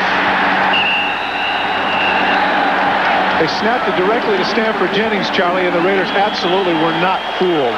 Good job by special teams coach Steve Ortmeyer in preparing his team. What they are in is what is called a safe. There you can see the snap right there to Jennings in the middle, and look at that, absolutely nobody is fooled. Good job there by both Wallace and Dan Land in stuffing the play, and Ricky Hundley and Patterson make the tackle. Raider ball when we be... No one can see you now. Hey, bet we... 6:12 time remaining, and let's check the all-time receiver list for the Raiders as Marcus Allen was on the scoreboard for everybody to see. Marcus Allen has moved into 4th, just behind my broadcast partner, Todd Christensen. Just behind? 59 catches. What's just behind? Well, I'm trying to help you all that I can. Hey, I'm just grateful they spelled the last name right, okay? That's all I care about. They spelled the name right. My mom's happy. Incomplete. When we were talking with Art Shell yesterday, he told us a basketball story about you. You were playing where up in Auburn, California in the off-season basketball game, and you scored 39 points and nobody knows it, and Shell is out there as the point guard? The ball handler? Absolutely the largest point guard I've ever seen. 6'5.5", and at that time, even though he would admit it, 300 plus, he played at about 308, 310. Yeah, he was some kind of point guard. And let me tell you something. In my entire time ever playing basketball with him, I never saw a single person draw the charge. And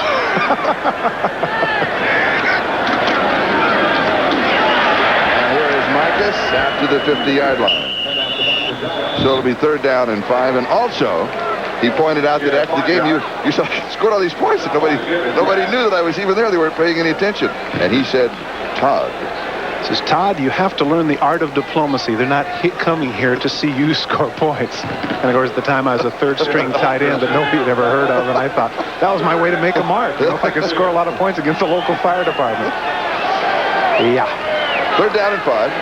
Does this mean Bo's tired that they brought Marcus back in for this series? I mean, he's had a whole 5 carries. Well, he's got his 100 yards. Oh, good point. All right. Incomplete. And it will be 4th down. Horton, the intended receiver. Charlie, the Raiders have to be careful here. There's a penalty holding that I'm sure that the Bengals are going to decline. The Raiders have to be careful here that, they just don't take it for granted. Obviously, that was a play of desperation there for the Bengals to go for it on 4th down. But instead of taking advantage of the field position now, the Raiders quickly go 3 plays and out. You get a chance to see that they're putting the ice on Boomer, which indicates that he's not coming back. That would seem to indicate that we are going to see Eric Wilhelm, Yeah. Either that or that's a uniform affectation that you and I are not familiar with, and I don't think that's what it is. Jeff Gossett will be kicking. Mitchell Price is the return man. We're moving on the 5-minute mark, time remaining in the 3rd quarter.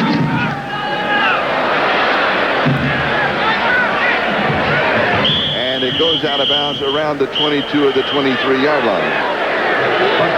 27 yards on the kick. When we come back, number 4, Eric Wilhelm will be the quarterback for the Bengals. Football. Golf. Now, football. Let's watch both.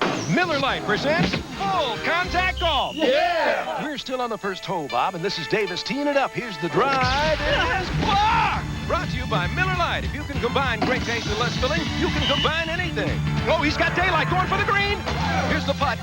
There's the blitz. It's good! Yeah! Top hole. Good beer. Great taste, less filling. Can your beer do this? Boomer Esiason is out of the ball game. Has ice now taped onto that groin pull that he's been suffering this past week. Eric Wilhelm is in. Wilhelm has never started an NFL game. Last year here against the Raiders, he came in when Boomer Esiason had that bruised lung. He completed 15 to 36 for 200 yards. Looked pretty good, but the Raiders went on to handily defeat the Bengals last year. Thought it was interesting, too, to follow up on that story that when he came in, Howie Long looked across from the line at him and said, "Oh, what, they're bringing in the paper boy?" Yes. And Eric Wilcombe responded by saying, "Hey, go eat some more Campbell's Chunky Soup, buddy." Is that it? Yeah, he did. Really? Oh, yeah. A lot of tough talk across the line. Now they will run the exact same offense with Wilhelm as they run with Esiason. There'll be no changes. They do not make any changes.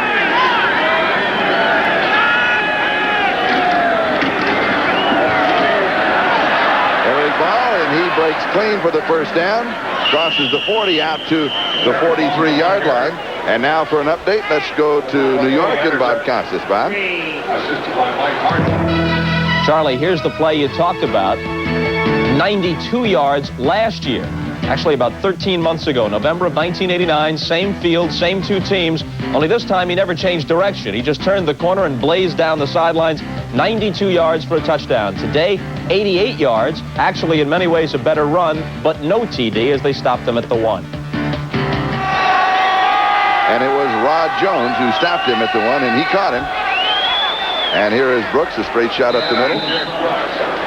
And he goes to the 47-yard line. Before Bob Costas gets through, because I know that they're listening into the game in New York, Todd brought up, while we were away in commercial, a question. We do not have the answer here, so you always hate to propose a question. You do have an answer? Yeah, I think I do now. Well, wait a minute. Let's propose the question, and if you got an answer, let's wait and let everybody share in it. Numbers of players. What other quarterback in the National Football League has worn number 4? A quarterback that has worn number 4.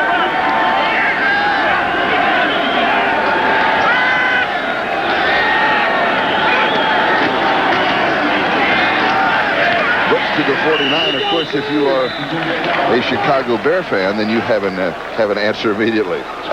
We're sorry about that, about Harbaugh, of course. And then there was a Steve Fuller. Did he also? Is that right? Dennis Mnuchin. And also wore that with the Chicago Bears. Yes. So it wasn't as good a question as we once thought that it was. Steve Walsh for New Orleans. For New Orleans.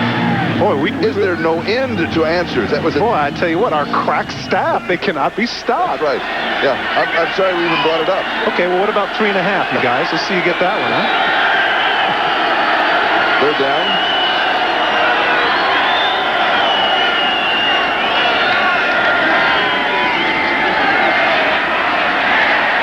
Eric Ball played his collegiate ball at UCLA. Ricky Ellison makes the tackle, and of course you would say UCLA. Naturally, Eric Ball has played here, but the only time he would have played in the Coliseum was when they played USC. It's not hard to believe after all those years. You just assumed that SC UCLA meant the LA Coliseum. Yes. Oh, yes. I mean, now it means Pasadena, which is strange. It's fourth down, but as witnessed by the last two times when they both went for it and then went on a fake punch, you'd have to think that Cincinnati is going for it here, and they are. 1:40 and counting, time remaining as we take a quick look at the 10-minute ticker. We're in the third quarter. First time we've seen Cincinnati in their 3 tight end offense.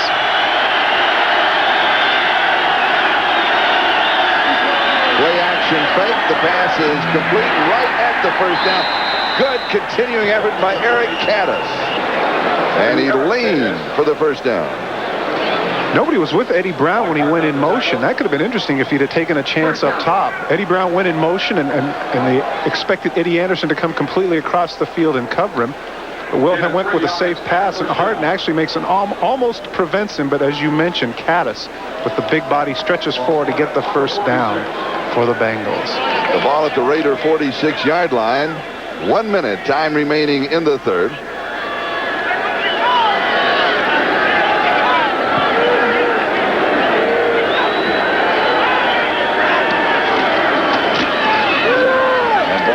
Call, and he will go to the 44, so he's got a couple. And it is second down and 8 as Jerry Robinson is there to bring him down. I think this would be a good time for the Cincinnati Bengals to give Wilhelm some confidence here. Give him a chance to throw the ball. Once again, another injured player, Bruce Reimers, I believe it is, down. They've been very unlucky with their offensive linemen today, haven't they? Really have.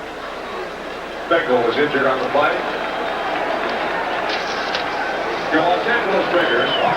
Next Saturday, it's a special afternoon of great NFL action beginning at 3:30 Eastern Time with NFL Live. Bob Costas, Will McDonough, O.J. Simpson take you in and around the NFL. Plus, former Viking great Ahmad Rashad goes back to his old stomping grounds, and he will examine the Minnesota Vikings roller coaster season. And then it's game time. The Raiders travel to the Metrodome to face the rejuvenated Minnesota Vikings, although the Vikings had they weren't so rejuvenated today, were they? Todd said no, not today. And then on Sunday, this is the lineup of NFL Live. Miami, Buffalo, Houston, Cincinnati, Cleveland, Pittsburgh, New England, the Jets, Kansas City, San Diego, Houston, Cincinnati. It's all going to come down in reality. We thought it would be the last 3 weeks, and now that will go by the boards today, it'll be the last 2 weeks. Cincinnati will host Houston and Cleveland. And the Raiders at Minnesota, then hosting San Diego. And the standings in the AFC Central look like this, and that is current. And so the way things are going right now, it looks as if Houston and Pittsburgh will be tied for the lead after today. Interesting fodder for the press will be the fact that earlier in the season, we had this big thing about the Cincinnati Reds and the baseball and how they had to switch. That originally this upcoming game here on the 23rd was supposed to be in the Astrodome. Yes. And of course they made accommodations. I was told by the public relations people there at Houston that they said they're more than willing to keep it because they could still do it. But they claim that the Cincinnati people said no, that they had to change it. Now that's turned out to be a really pivotal decision here down the stretch. On the reverse Barber, and he is in big trouble as Howie Long just reaches out with that left hand and pulls it down. Smart football by Howie Long. Didn't take himself out of position, did a good job of doing what he's supposed to do, keep contained, and he makes the big play for the Raiders. That is the end of the third quarter, and we'll be back after these messages from your local station. There to wear it that way. I think I would have liked it. Yeah, it's not just a matter of the fact that this is a good-looking guy. He's playing, too. As we mentioned earlier, 8 sacks on the season. Playing some good football, Scott Davis.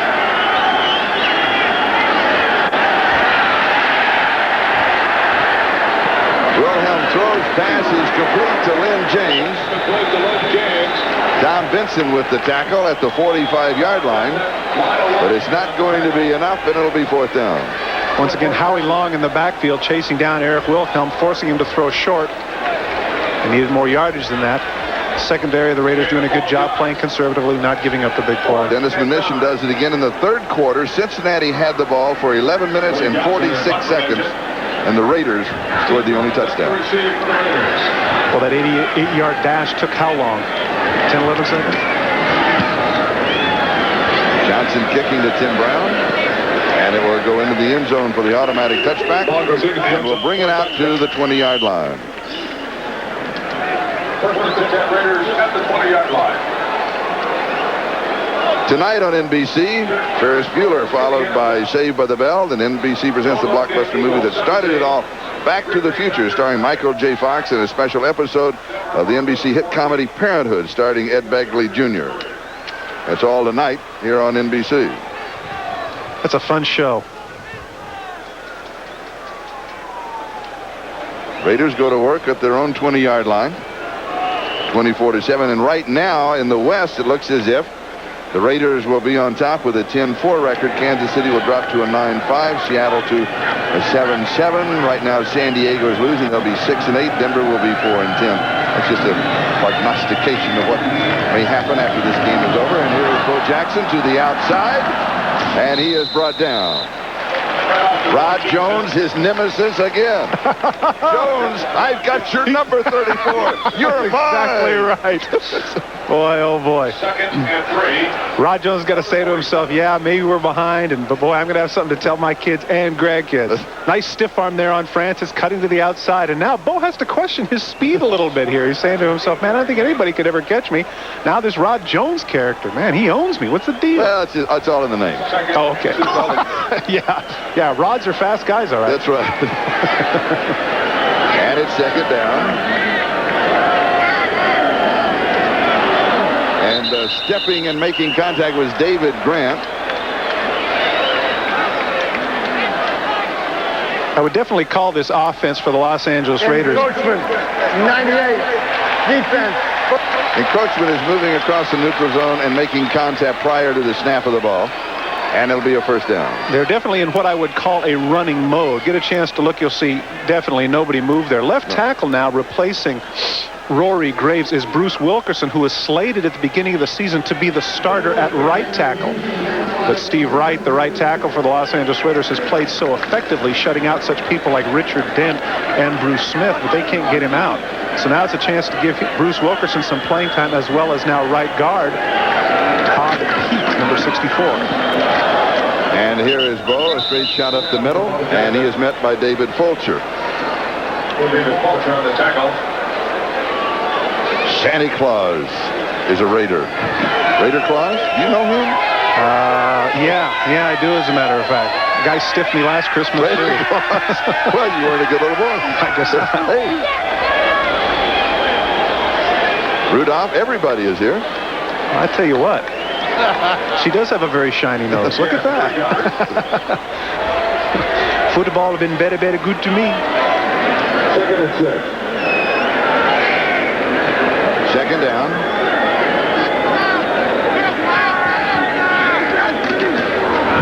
And Steve Smith, the lead blocker, is Bo Jackson. And so we can update the numbers on Bo Jackson, his average per carry, because they just dropped. He was averaging over 16 yards a carry in this ball game. But that short yardage he had was going to drop him down just a little. We'll have that number for you officially. It's still an awesome number. There it is. Well, if you count the fact that in the Miami game, he had, I believe, 17 carries for 99 yards. You know, that's pretty close to a 100-yard game. But now that's 3 straight 100-yard games. 14.5 yards per carry. Yes. Wow. It certainly helps to have that one that went for 88, though, doesn't it? That does help the average. They're down at 3.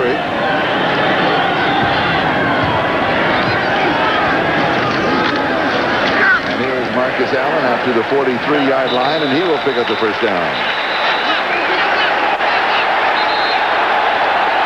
And for the second time in the ball game, we've had a little pushing and shoving contest.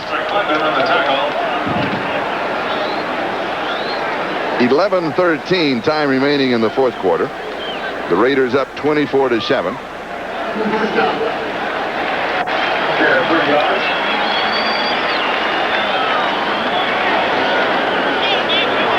And I imagine the Raiders here will just work on the clock. Sometime after that 88-yard run and that fake punt, which went awry, the energy of the game has dissipated somewhat. But give credit to the Raiders here in taking the time off the clock. Right here, they want to show how physical they are. They have their 2 tight ends set. They have their big people in. That's exactly what they're trying to do, is they're trying to run. You can see Jay Schrader right there looking at the play clock, letting it run down, trying to do whatever they can to take it off the clock right there. And again, he has that problem looking right into the sun. You can tell from the shadows. And here's Marcus Allen to the 46-yard line. It'll be second down and 7, an opportunity to take a look at all of the games today. Houston with that big victory over Kansas City in Kansas City. Pittsburgh, they stay in the race. Miami, of course, they're right amongst them, and they'll be going against Buffalo next week. Boy, what a ball game that. Boy, I hope Kelly is all right. I hope that he is all right in the playoffs to go ahead and finish. He is such a great quarterback. He's having such a super year. They need him. He seemed to indicate the fact that, that if they can get the bye, if they can win next Sunday, that he says that he'll be back because that'll give him that extra week. He feels he can make the playoffs if they're not in the wild card. Then he'd have to miss the wild card game. Maybe. My experience is with a sprained medial collateral ligament, which is what they say he has. If it is not a grade 3 sprain, which means to be operated on, but then 4 weeks would indeed be plenty of time for him to get healthy. That is. The Steve Smith with that last carry to the 50, that is enough time. And now, of course, I think the recovery time has been, the things that they do in sports medicine now are so far advanced in what they were doing, 15 and 20 years ago. It's hard to realize that they can compress time like that, but in reality, they can. I thought it interesting, too, that in the very unofficial poll that Will McDonough had at the top of the show on NFL Live, that they went to the 14 head coaches. 8 of them said that the league's MVP, at least the AFC, should indeed be Jim Kelly, which says a lot about what he's been doing for that organization. For the Raiders, a balanced attack. 163 yards rushing, 163 yards passing. With just over 9 minutes to go in the ballgame. And here is Marcus Allen. And he goes to the 41-yard line and has the first down. You know, Bruce Wilkerson hasn't played for a while. And sure enough, he's getting into it out there with Bernard Clark, the rookie middle linebacker who you might recall from his Orange Bowl success days. They're down there in Miami. I can't say enough about Steve Smith. You know, we addressed him earlier. He threw the key block, enabling Marcus Allen to get downfield. And to be able to do that time in and time out. You can see, look at that. Oh, gosh. Taking a big, deep breath. Man, all these guys get all these yards, all this attention. All the reruns. They go to the banquets. They get the commercials. I get the headaches. Believe me, a player like that around the league, you see people like that. Earl Campbell would not have been as good without a Tim Wilson. Certainly you can say that Walter Payton would give credit to people like Roland Harper, Matt Suhey, people that are in front of him right now. Maurice Carthen, who does an outstanding job for the New York Giants in that capacity, and certainly here for the Los Angeles Raiders, a gentleman named Frank Hawkins was very effective in that role, as now Steve Smith is. Now, you saw during that momentary timeout that the referee, Jim Tunney, he's stepping into both huddles. He was settling everybody down. Does not want to let this ball game get away in any way, shape, or form. And so he's just kind of reorganizing everybody, passing the word, and then we'll get back to playing football. And here's the man we were talking about, Steve Smith. So he has an opportunity, at least in this ball game for a while now, to pick up some yardage. And Marcus Allen threw a pretty good block out there on Leon White, enabling him to get some yardage. That is the time remaining. Let's take a look at the AFC East standings. And there they are, Buffalo 12-2, Miami 11-3, followed by Indianapolis Jets and New England. And, of course, Buffalo and Miami, the big one, next weekend here on NBC. And it'll all start on Sunday with NFL Live at 12:30 Eastern Time. But that's the big one. Miami, Houston, Cincinnati is also big. You know, as we come down to the wire, a lot of really good ball games.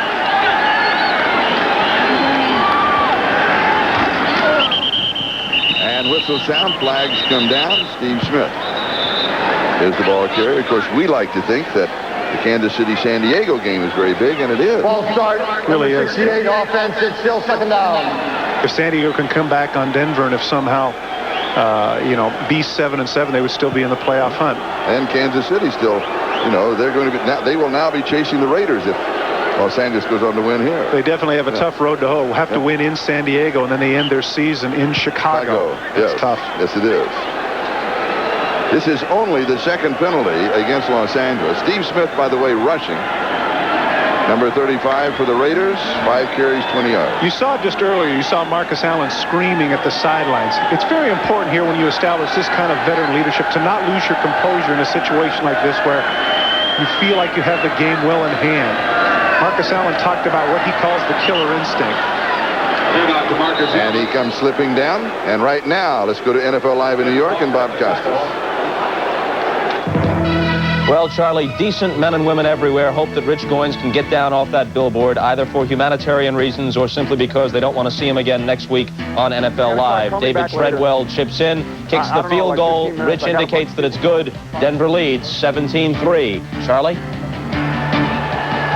Thank you, Bob. And Denver played, I mentioned this earlier, against Kansas City. They really played well last week. Elway had a great ball game. And he's been taking so much abuse in Denver.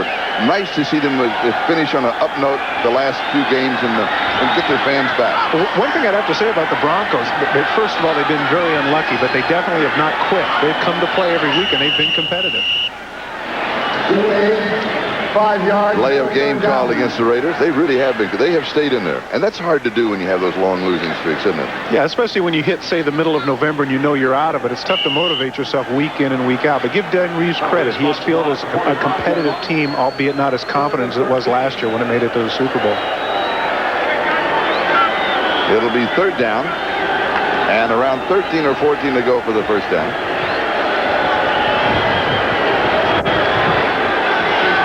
The Raiders have run off 8 minutes on the clock on this drive. Here's pressure from the backside. Interesting. Now, he was throwing the ball away. He was avoiding the loss. But he threw it to a side. Now, that call is only by Jim Tunney. And where Tunney was, Schrader was behind him. And he could not look back over his shoulder and see him. So it was the positioning of Jim Tunney that way he got away with it. Clearly, there's no doubt that that was intentional grounding. Marcus isn't even looking around right there. He's just throwing that away. He's not interested in completing that pass. Marcus hasn't even turned around yet. Jim Tunney, I think, was actually on the part of the field which was lighted now. As you can see right there, from that vantage point, that's the part where you're in the light and you cannot quite see. Look at him squinting. You can see them. You're right. That was a judgment call that he just missed. Jeff Gossett will be kicking. Mitchell Price is the return man.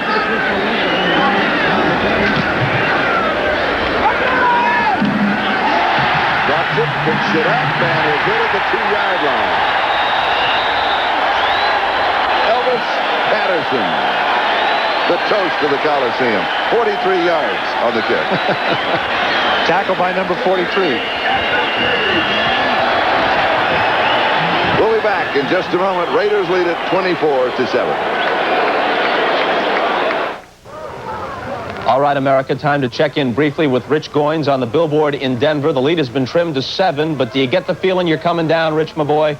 Well, I feel real good today, Bob. I just want to thank you for the basket that you sent to, get me well, but I think I'm coming down tonight, and I'll have better care at home. Your first stop is the shower, I take it. The bathtub, grab a couple beers, I'll be home. Well, back to Charlie Jones and Todd Christensen, who I know, like the rest of the world, are watching the story as it develops breathlessly. Charles? No, Bob, actually, I'm waiting for my package from you. I guess Santa's a little late, but I know that you'll send something nice.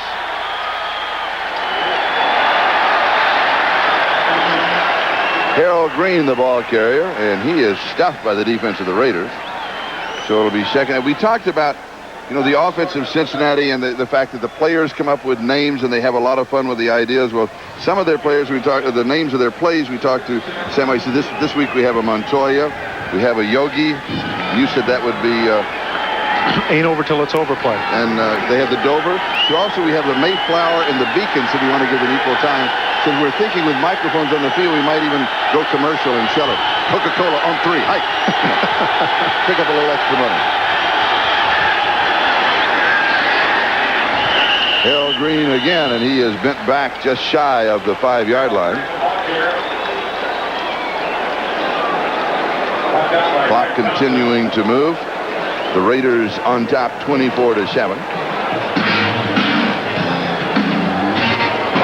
Deep in their own territory here. I'm surprised at the conservative nature of it. I realize they're down 17 and it's not likely for them to come back here, but this would be an opportune time for Sam Weiss to see how this young quarterback can operate under some pressure, under some adverse circumstances. Inevitably, quarterbacks come in to mop up games and just hand off. This is a chance to give this young man a chance to throw the ball and see what he can do. Incomplete. Yesterday at practice in Cincinnati, they were 2 hours late because of the wind, and they had to stop in Kansas City and refuel. We were talking with Mike Brown, and when you kind of play the games of who is left for Cincinnati, this game, of course, is important, but the game next week is the one that is really important to them. Well, that's right, because they have the tie-break advantages. If they end up tied with Houston at the end because of their division record, they would have the advantage. Their problem now is regarding Pittsburgh. They have no control over Pittsburgh, so what in effect they would hope for is to beat Houston and then hope that at the season-ending game, which would be in the Astrodome against the Steelers, that Houston would defeat the Steelers. And here is Tim Brown on the return, and he is out of bounds at the 31-yard line. 39 yards on the kick, a 13-yard return. And we will return in just a moment. 24-7, Los Angeles. This is Charlie Jones and Todd Christensen. 4 minutes and 7 seconds left in the ball game here. Raiders up 24-7. And Los Angeles has the ball at the Cincinnati 31-yard line, and Vince Evans has come in at quarterback, replacing Jay Schrader.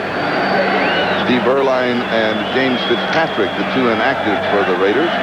Greg Taylor and Lewis Phillips out with injuries, the inactives for Cincinnati.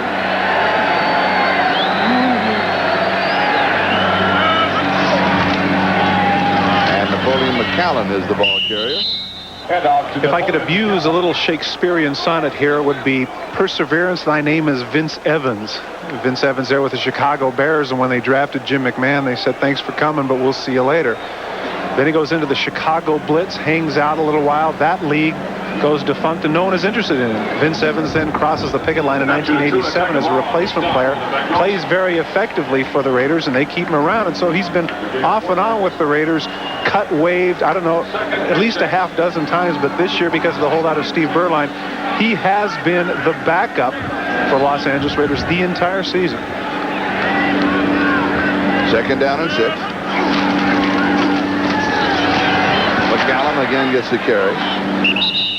He's going to have a couple of yards on the play. Also staying on that story with regards to Vince Evans at 35 years of age, it just goes to show that you can hang in there for a period of time. And the Los Angeles Raiders are one of the teams that really believe that experience is of value. Take a look at this graphic right here. 15 players, 30 or over on this team. This is an organization that's not afraid of the fact that, oh, okay, the guy's had 8 years in the league, so he might be getting long in the tooth. The experience factor, particularly now in December heading into the playoffs, is something that's very significant, particularly in the locker room. Third down and 4. Jamie Holland and Sam Grady are in the ballgame. So the Raiders here with a chance to pick up a little experience for those players who see most of the action on special teams, but not that much on offense. Vance Mueller is the carrier, and we have whistle sounding. In case you followed the career of McCallum, the 2 carries he has had here. False start, number 76, it'll still be third down. That's on Steve Wisniewski. The 2 carries he has had here gives number 41, Napoleon McCallum, a total of 10 carries for 25 yards rushing on the year. So, you know, obviously he hadn't seen that much play. Well, he had a terrific career there at the Naval Academy, and of course they somewhat bent the rules so he could play professional football earlier than his 5-year commitment. But he's a terrific young man. Teammate of mine for 3 years when I was there with the Raiders. Later with the Chargers, and then released, and now back with the Raiders, courtesy of Steve Ortmeyer, who was then the general manager with the Chargers, now back with the Raiders in a similar capacity. Can do a lot of things. Return punts, play both fullback and halfback. Charge, timeout. And a timeout charge to the Los Angeles Raiders. Raiders 24, Cincinnati 7.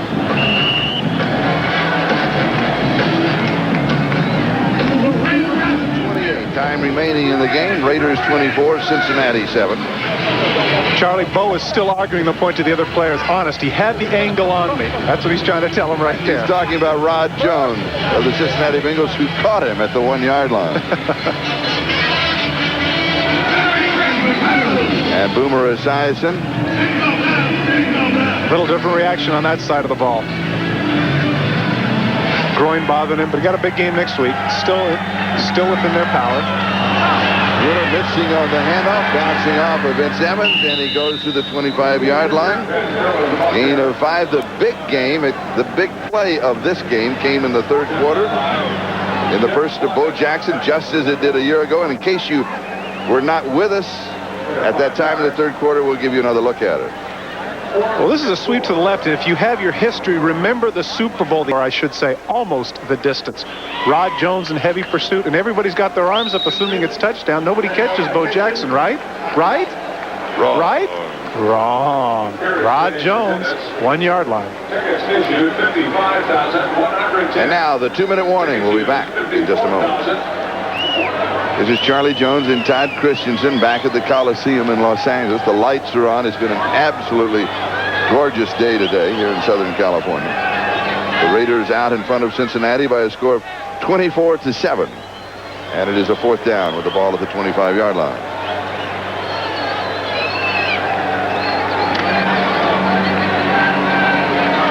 I wonder if they'll finally let Vince Evans pass. They got the 3 wide receivers in.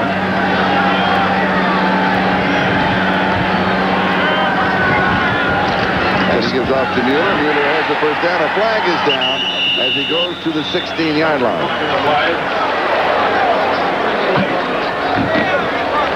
Chuck Panama, Ron Lux, our spotters, Dennis Mnuchin, our statistician. Pleasure to work with you, gentlemen. Have a happy holiday, and we'll see you back here in a couple of weeks for the San Diego Raider game. Holding 64, still 4th down.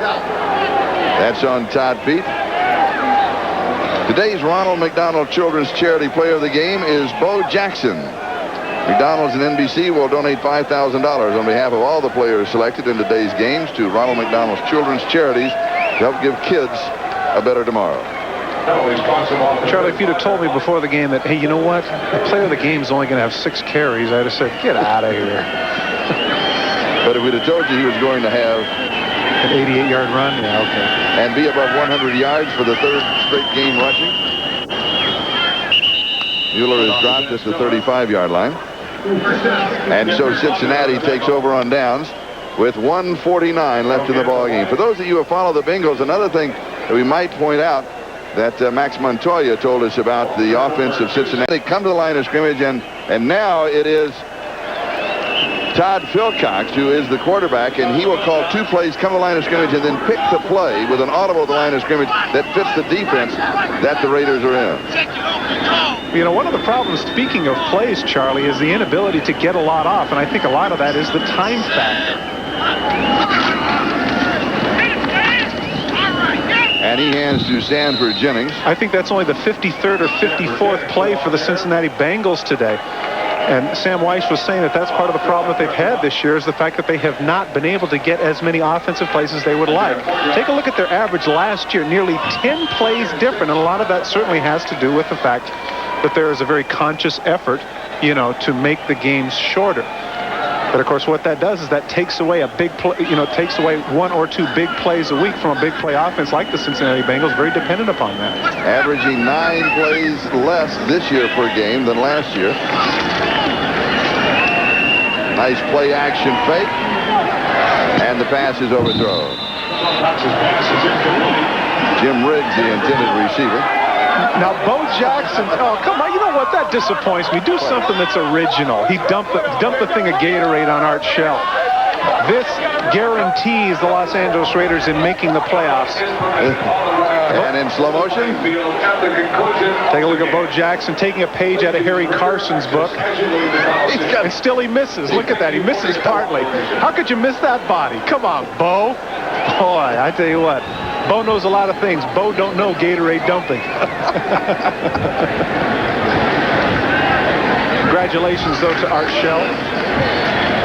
This will be the first time since 1985 that the Los Angeles Raiders have indeed made the playoffs. And it also guarantees them their first winning season since that time. But that's also very impressive. 15th playoff berth in the club's now 30-year history. And when we talked with Art yesterday, entirely different than when we talked to him the 4th game of the season. It was surprising. He seemed very relaxed because, you know, here it is December. But I think that when we talked to him earlier, he was caught up in what everybody else was talking about, how great he was. And he told me then, he says, Todd, I haven't done anything yet. Now you'd have to say they're in the playoffs. He has done something. He has done something. You're right. Will go on sale starting tomorrow morning at the Ringer Ticket Office in El Segundo, at the LA Sports Arena box office, and at more than 200 tickets. The quarterback for the Bengals, the 3rd of the ball game. Southern California. And he gives off to Stanford Jennings. Alex Gordon makes the tackle. We'll take the final countdown. And it's now official. Raiders 24, Cincinnati 7. Raiders are in the playoffs. Now let's go to NFL Live in New York City and Bob Costas. Bob?